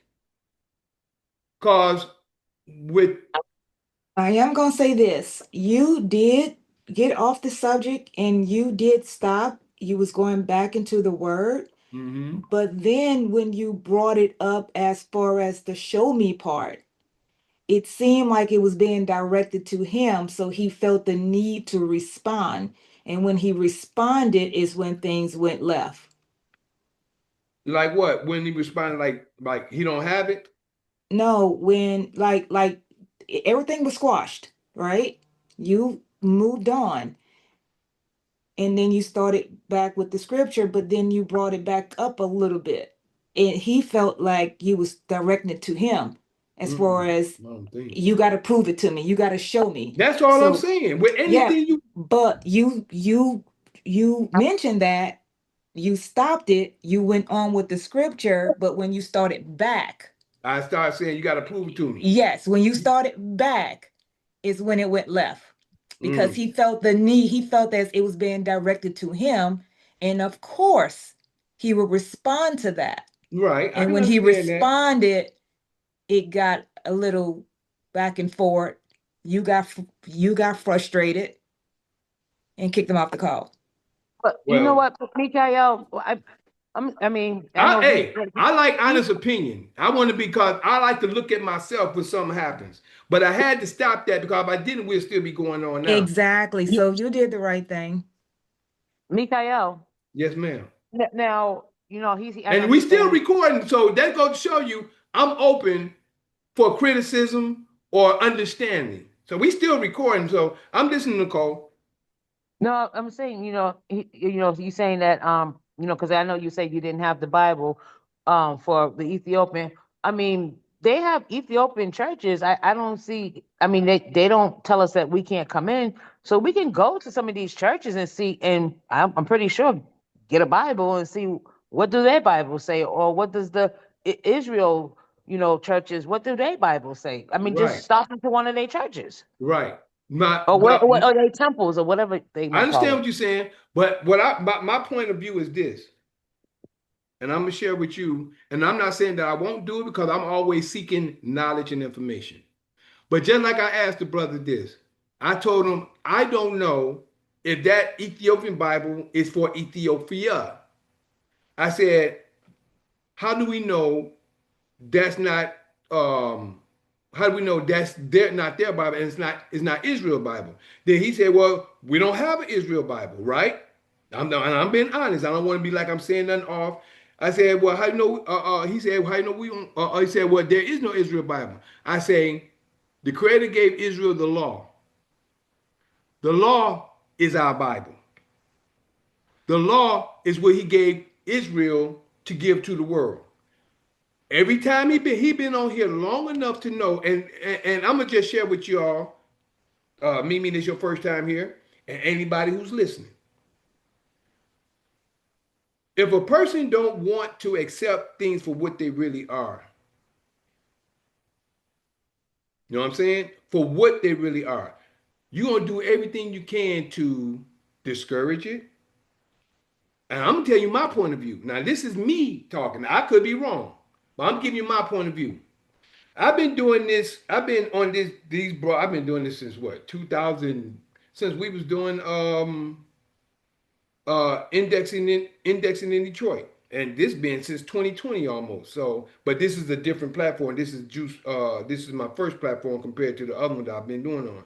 But I started on this one. But what I'm trying to share is this: I've been sharing this information for quite some time because of the promise I did to the creator. I gave to the creator. Now, some people have been on here for quite some time. Some came, some left. And like I said, I don't have nothing against the brother. We still cool. I just had to get him off because we had to stop that. But what I'm trying to say is this: it's just that when you come somewhere long enough, if you've been understanding what's being said, whether if you've been going through the scriptures, because that's what I do, I go through the scriptures and I show facts according to what's being said. My main thing is I'm a man of prophecy, of understanding where we are today. Now, all I did, and I did share in the conversation, that even though you're trying to say that this is watered down, I'm trying to make the long story short. Even though he tried to say this, what I said that this right here, whether he said it was watered down, I said that the Council of Nicaea, the Romans, if they put I said they gave Christianity. If I said they gave Christianity, that means that I know that what's faulty in here compared to what's truth. We went, and that's where really this whole conversation was about, truthfully. Because by me saying that and almost being at the end, bringing up an Ethiopian Bible had nothing to do with what was going on. Bottom line. Ethiopian Bible had nothing to do with what was going on compared to the real subject of why we got on this, which was talk about the system. The system he brought up in break, he brought up AI and how AI is the system, which I actually agree with. Y'all see me nodding, I said, you on point. It's just another form of the system in this day and time. So all I did was go back to prophecy, bring us up to today to show us what's going on, and then to try to get into the understanding of the reason why AI is what people, because I'm, as I also said before, AI has become people God today. People run the AI for everything that's being said. And he one of them. Me and my wife tried to talk to him about the private. We tried to talk to him about the private. Before I can even get done with today, with the conversation to get to AI is control. My wife can pull something up in AI at one point when it came to private. Then she tried to pull something else up that they asked about the public. When she asked, she said, okay, yeah, let me check that out. They wouldn't go back to the private when it came to the public because it's controlled. I've been telling him for the longest, AI control is made by man. Whatever is out here and AI come up with is made by man. How can a machine tell you about a human body? Machine don't know nothing about us, but except for what was put in the books, that it can go through the system. Do y'all remember the Avengers when they made Vision? When Vision and the other robot, I forgot his name, but Vision locked them out. Everything they did is in circulation of everything that's going on that's been put out there. We gave AI the knowledge that they know. They may become advanced and can move things faster because of the information that they got, information that they come to know, but we put the information out there. And there's a lot of misinformation that's out there. Mikael, I want to share something. So, at my job, before I can even go to work, I have to take a test, which is on AI. And so this machine tells me if I'm fit for duty. You say what? The machine tells me if I'm fit for duty. And these people really believe this. So with the job, you have to go and you have to do this test on the machine. And you have to try to remember what AI showed you, and then you have to press it back. And if you don't pass that, you get to take it over in an hour. And after an hour, if you can't pass it, then you have to go home. And this is literally AI, a computer telling me that I'm not fit. It's because it's controlled to have what they want in it. No Yeah. different. Yep. It's controlled to have what they want in it for them to accept whatever they want because they just program what they want. This is what I try to get people. We have come so close-minded or broken down or brainwashed to the system and with the system. But this is the reason why I try to get people to understand we are above the system that has been given to us. We are children of the Most High. We are spiritual beings. And once we come to understand that we're spiritual beings, all this other stuff is beneath us. And I'm not trying to say I'm all that, but it's beneath us. The creator is the creator of all. There's so much stuff coming to my mind right now, y'all. I could be bringing up all kinds of stuff. One particular point, no, I ain't gonna bring. I ain't going. That's a whole other different situation. But I'm just trying to share. We have to understand that we are the one who made AI. AI is just a fact, just like a computer. We put whatever we want to put in the computer. Between now and 5 years from now, we can put a whole lot of stuff in the computer. We ain't gonna think of everything right off. But whatever's in the computer,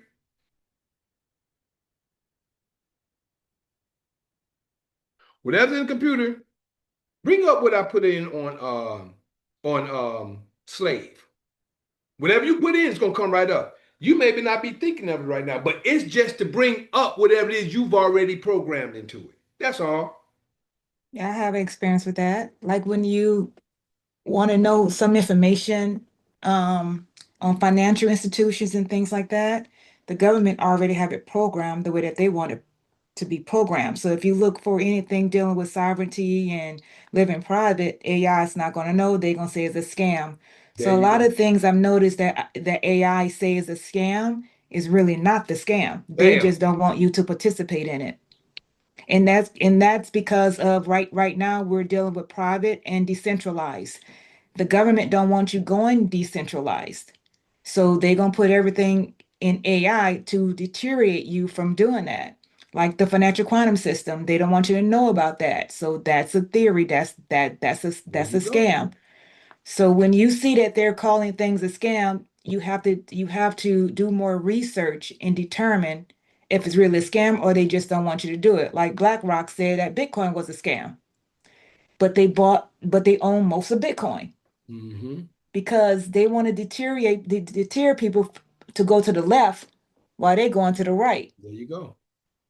So you normally want to look the other way, especially if they say alert, alert, so they would distract you from really what's going on.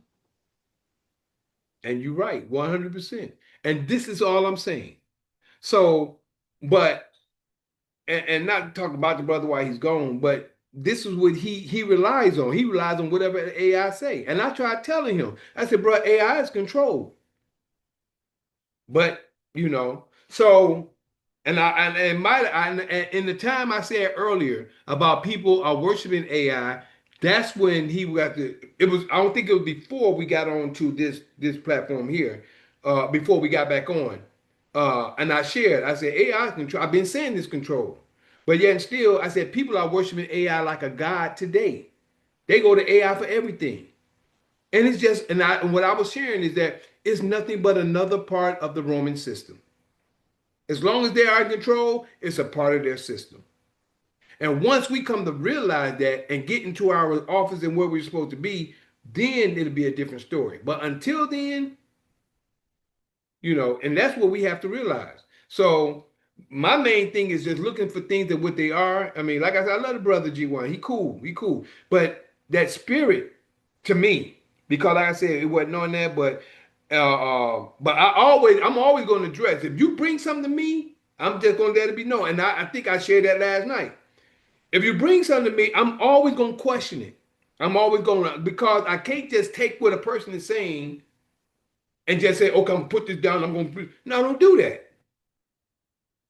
And that's for anybody and any believe me, like I shared earlier about when I was online before I got on. Same thing.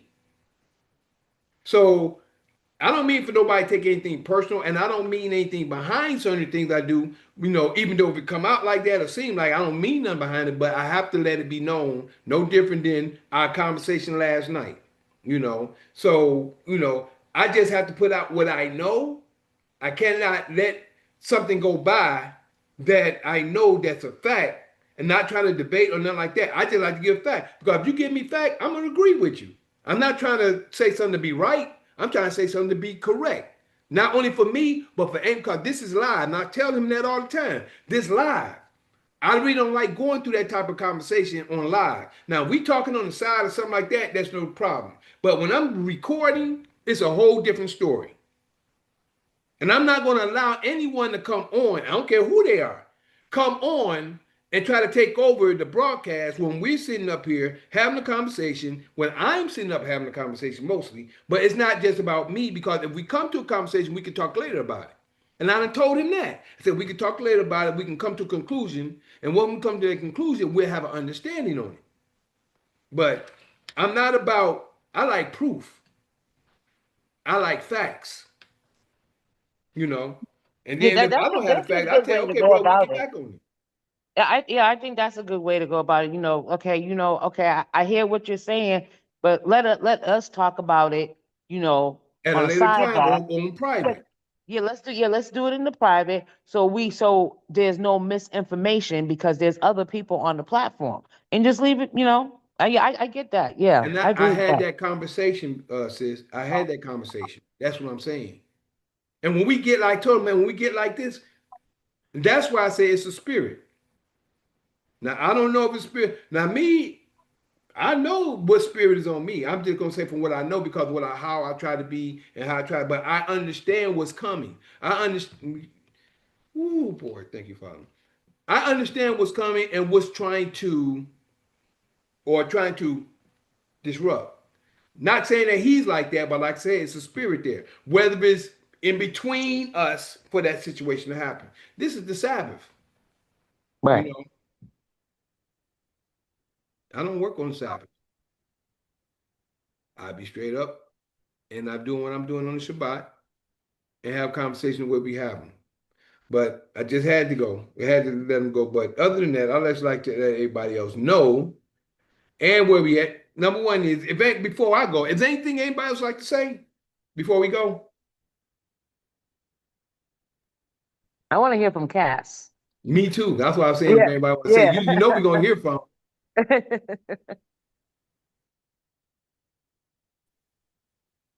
This is my bedtime, guys. I don't need more time. I can't even see what time it is here. What time you got, bro? Melania. Hello? Yeah, we here.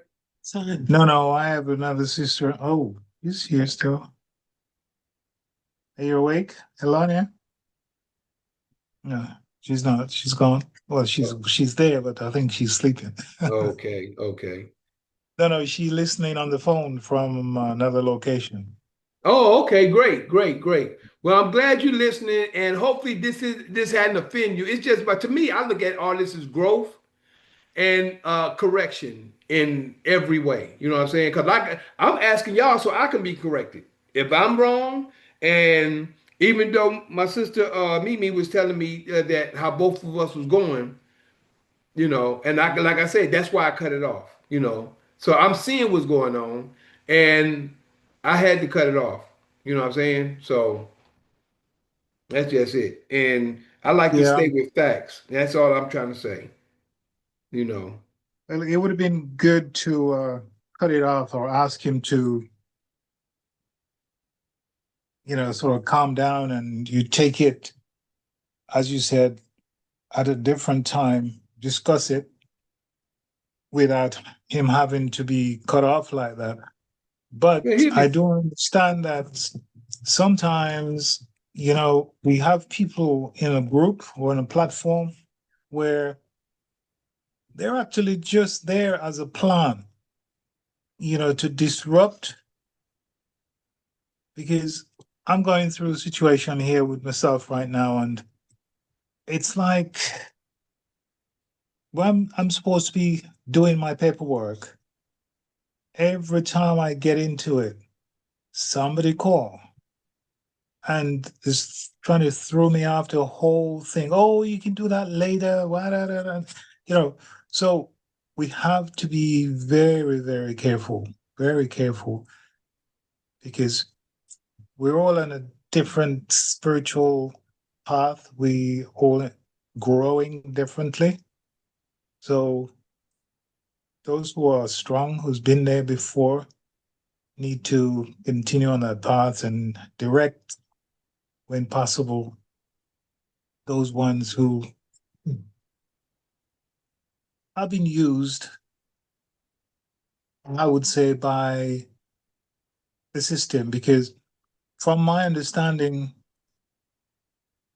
the Lucifer or Satan, whatever you call me, cannot read your minds, but by your action, he can throw in, they say, the spanner in the works or something in the works to disrupt everything.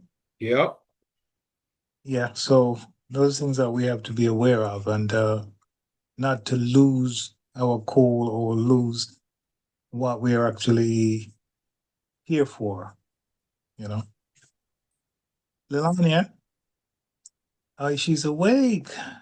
Have you got anything you'd like to say, reference what you heard? I could hear you snoring. Okay, yeah, I did. So anyway, Mikhail, that's what I've got to say. But I do hear him from time to time, and I thought, okay, but I think this is the first time you took the bait for a while. Yeah, you're right. You've seen that, don't you? Hmm. And like I said, like I said, this has happened several times before, and I actually shared about that situation as well. And also, we where we at, and other than that, we just gonna keep moving. We just got to keep moving ahead. Now he ain't gone. I didn't kick him off. I didn't get rid of him indefinitely. I just took him off so we can get started. Because Mika, you know what I really think it is, and because when I first started studying, um, I believe that we've been bamboozled for so long, and he sees that it works for them, and so he hasn't crossed over yet. So and he doesn't believe about the other side because he has never been taught the other side. So if you've been taught something for, I don't know how old he might be.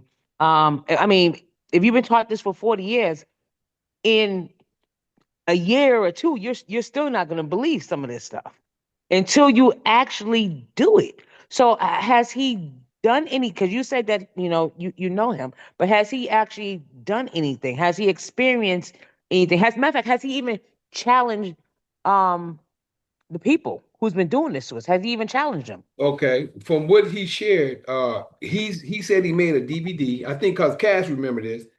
He made a DVD that was helping people with mortgages and stuff like that. It was simple and stuff like that. He said he did that, and I said, man, that was good if that's what he was doing.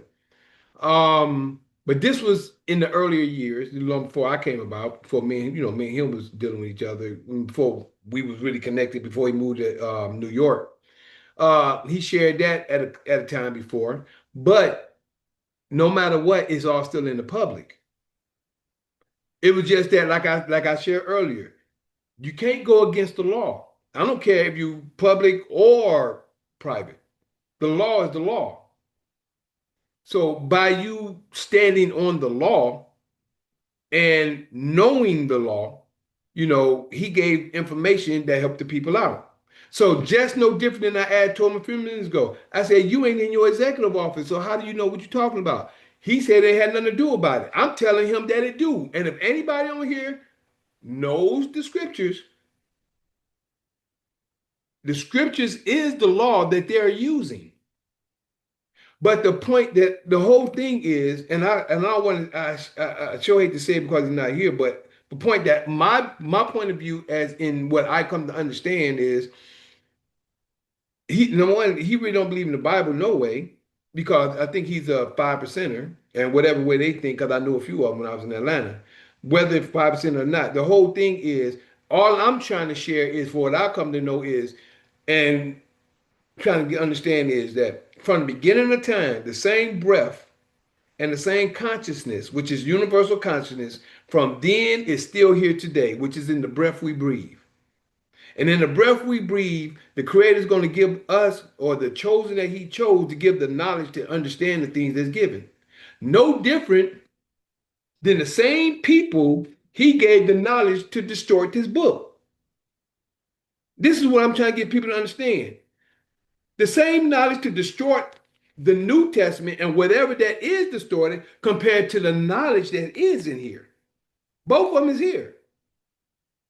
No matter how people want to look at it, they here. Because if it's not, I wouldn't know what I know. I wouldn't come to understand what I come to understand. I wouldn't come to understand the information that's connected to that with history. See what I'm saying? So the knowledge is here. It all depends on what you decide to apply to yourself, or would you just decide to do with what you get. Now, I'm not going to just throw it away because, oh, yeah, this and that, because we got this and that. And then, if you notice, he was saying, well, why don't you have this? Why ain't we going now? This is what I'm at. This is my level. I came from the world through Christianity, which I really never believed in first because I really wasn't a Christian. But I came through that mindset through my No. I'm spiritual on a awakening. Zoom call. Say again, Cass? I'm Zoom call. No. Through my spiritual awakening to learning the information in this same book from Genesis to Revelation, studying the same information would seem to be right until I kept growing to know what I come to know now from the Spirit, according to what's in there, according to history, and according to what's going on today. See, that's what I shared earlier as well. We all are still growing and evolving. And as we grow and evolve, we're going to see things differently. That's why I talked about levels. There's levels to this information. There's levels to this life. There's levels that people don't even know. But just because you want to denounce something because you don't know or understand, that ain't happening here. Because if you want to denounce it, don't try to make everybody else look at it at a different point on the platform that I'm sharing information on. So I'm not sharing nothing to convince anybody or to brainwash anybody, but I'm showing them something and I'm trying to build a repertoire so they can see it for themselves. When someone try to break it down, like that conversation, and just in general, I'm not even blaming him or me. I'm just saying just how the conversation went in general. People would be like, well, I don't know. I want to be around. See what I'm saying? That's what I'm getting at.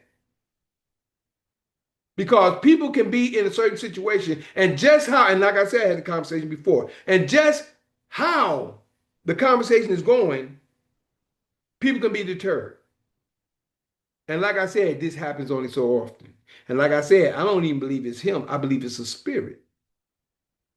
But we have to take control of that spirit when time comes. Now, I can't let no one come on. Nobody ain't coming in my house and dogging me in my house. I'm going to leave it like that. You ain't coming in my house and going to try to dog me in my house when I'm trying to keep the peace. And trying to say, okay, bro, okay, well, we doing this? Okay, but then you still forcing because that's why I kept saying, why is this? Why is that? Why is that? Go back and listen to the information. And you'll see what I'm talking about. You'll understand what I'm talking about.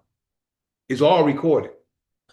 So you can't say that I'm saying anything faulty or whatever. You can see it for yourself.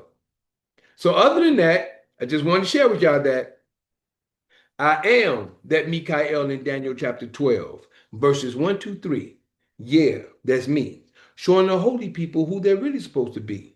Waking them out of their dead beds, which is really in their heads. For all of you who live in the new, this is for you.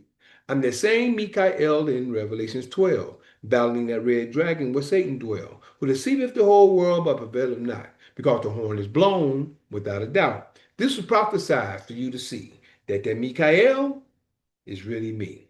I thank y'all for your time, your patience, your listening ear, your seeing eye. We get ready to end it like this. And we're going to go to Numbers, number 6. There we go, right here. I'm going to end it. This is a beautiful Shabbat we had. It's still beautiful. The whole day was beautiful. Everything happens for a purpose and everything happens for a reason. You know, and as we see and understand the reasons, we grow. This is Numbers chapter 7, the benediction. This is the priestly benediction. And here we go. This is the priestly benediction. This is Numbers chapter 6, verse 22 through 27. And it states, And Yah spake unto Moses, saying, Speak unto Aaron and unto his sons, saying, On this wise ye shall bless the children of Israel, saying unto them, Yah bless thee and keep thee, and Yah make his face shine upon thee, and be gracious unto thee. Yah lift his countenance upon thee, and give thee peace. And they shall put my name, which is the law, upon the children of Israel, and Yah will bless them. Shema Yisrael, Adonai Eloheinu, Adonai Echad, Baruch Shekevo, Vakum Tov V'olam, Va'ed, Hallelujah. Hear, O Israel, Yah our Father is one Father. Blessed be thy glorious kingdom forever and ever. Hallelujah.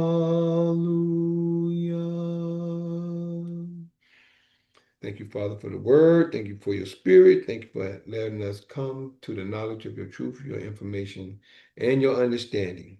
We thank you, praise you, and bless you for all things. In your holy word and spirit we pray, and thank you for another beautiful Sabbath day. In your holy word we pray. Hallelujah. Hallelujah. Hallelujah. And for anybody else that may be on here that wanted to connect with us or like to give me a call or a text, you always call or text me at 770-572-5315. That's 770-572-5315. You can also email me at lkhyym@gmail.com. That's lkhyym@gmail.com. Excuse me, I'm going to put this information up right now. And if you'd like to get in, shall I say, look at the platforms. If you like to check out part 1, part 2 of on the different platforms, part 1 and part 2 is on Facebook, Instagram, and YouTube Live. So YouTube Live, we have Juice Pro 33. You can like, subscribe, and share on YouTube Live. There's Juice Pro 33, JUICEPRO 33, all together on Juice Pro on the live in YouTube. And we also on Instagram at L'chaim_the Juice, which is LKHYYM_THEJUICE. Excuse me. That's LKHYYM_THEJUICE. And we're also for part 1 and part 2 on Facebook. The Facebook is Mikael space Harris. That's MI_CHAEL space HARRIS. That's MI_CHAEL space HARRIS. All right. That's part 1 and part 2 that you'll see from the information that we share. And on the full version, which is from Zoom, we place on YouTube, which is the full version under video. And YouTube again is JUICEPRO 33, Juice Pro 33. All together, one word, JUICEPRO 33. And please like, subscribe, and share. On the we're also on the full version on X, formerly known as Twitter. That's X, formerly known as Twitter, also under Juice Pro 33, which is JUICEPRO 33. That's JUICEPRO 33 on Twitter. Now, also for the full version, we're on rumble.com. That's rumble.com/LKHYYM. That's rumble.com/LKHYYM. YYM. We're also on patreon.com/LKHYYM. It's patreon.com/LKHYYM. Those are for the full version. And if you'd like to connect with me on TikTok, my TikTok is the same as Instagram, which is L'chaim_the juice, which is LKHYYM _THEJUICE. Again, that's at at LKHYYM _THEJUICE. And also the other TikTok is Michael the Juice Harris. That's Michael the Juice Harris, which is MICHAELTHEJUICEHARRIS. MICHAELTHEJUICEHARRIS.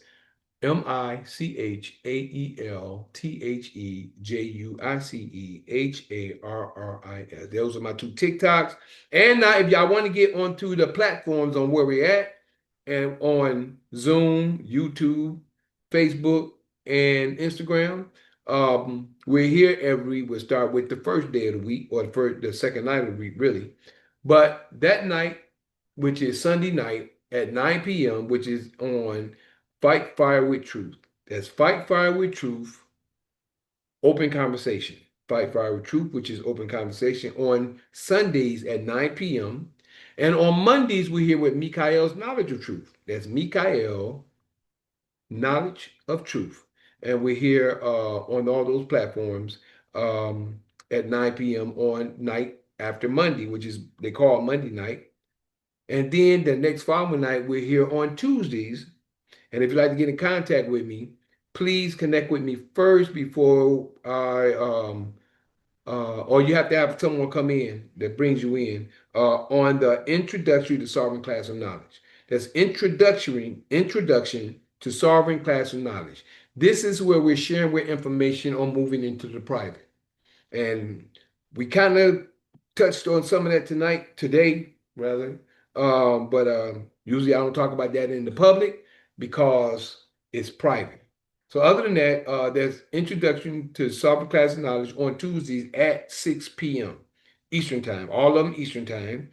And then to be determined on Wednesdays for Expansion on Knowledge, which is I call Freedom Sovereign Class of Knowledge, which we're going to go into more information on Wednesdays at 6, when that's to be determined. But on the Sabbath, as where we are in this day and time, we start at 12 p.m. On the Sabbath at Eastern, which is Assembly of the Righteous on the Sabbath day. This is the Assembly of the Righteous on the Sabbath, which is where we are today. Other than that, I'd like to thank y'all for your time, your patience, your listening ear, your seeing eye, and I do want to apologize for the way things went during the last part of this conversation, whether it seemed confrontational or not, or just the way that it went. I try to keep things like this, but you know how some of us can get. We can get a certain type of way, but we just have to try to keep it calm, peace, and at a level, So other than that, thank y'all for your time, your patience, your listening ear, your seeing eye. And first, we're going to say about the Instagram over here. I'd like to thank you for your time, your patience, your listening ear, and your seeing eye. Appreciate, love you, and see you soon. Peace. I was looking at that because I might change the heading, but who knows? And over here on Facebook, Carl Tiger, how you doing out there? And Kedia Richardson, I don't know if y'all still there, but I'd like to thank y'all for your time, your patience, your listening ear, and your seeing eye. Appreciate, love you, and see you soon. Peace.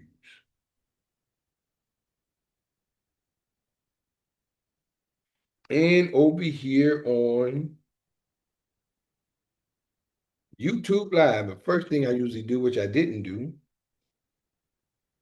I'm going to pause Zoom. Usually you've been on here long enough. So I'm going to pause you real quick.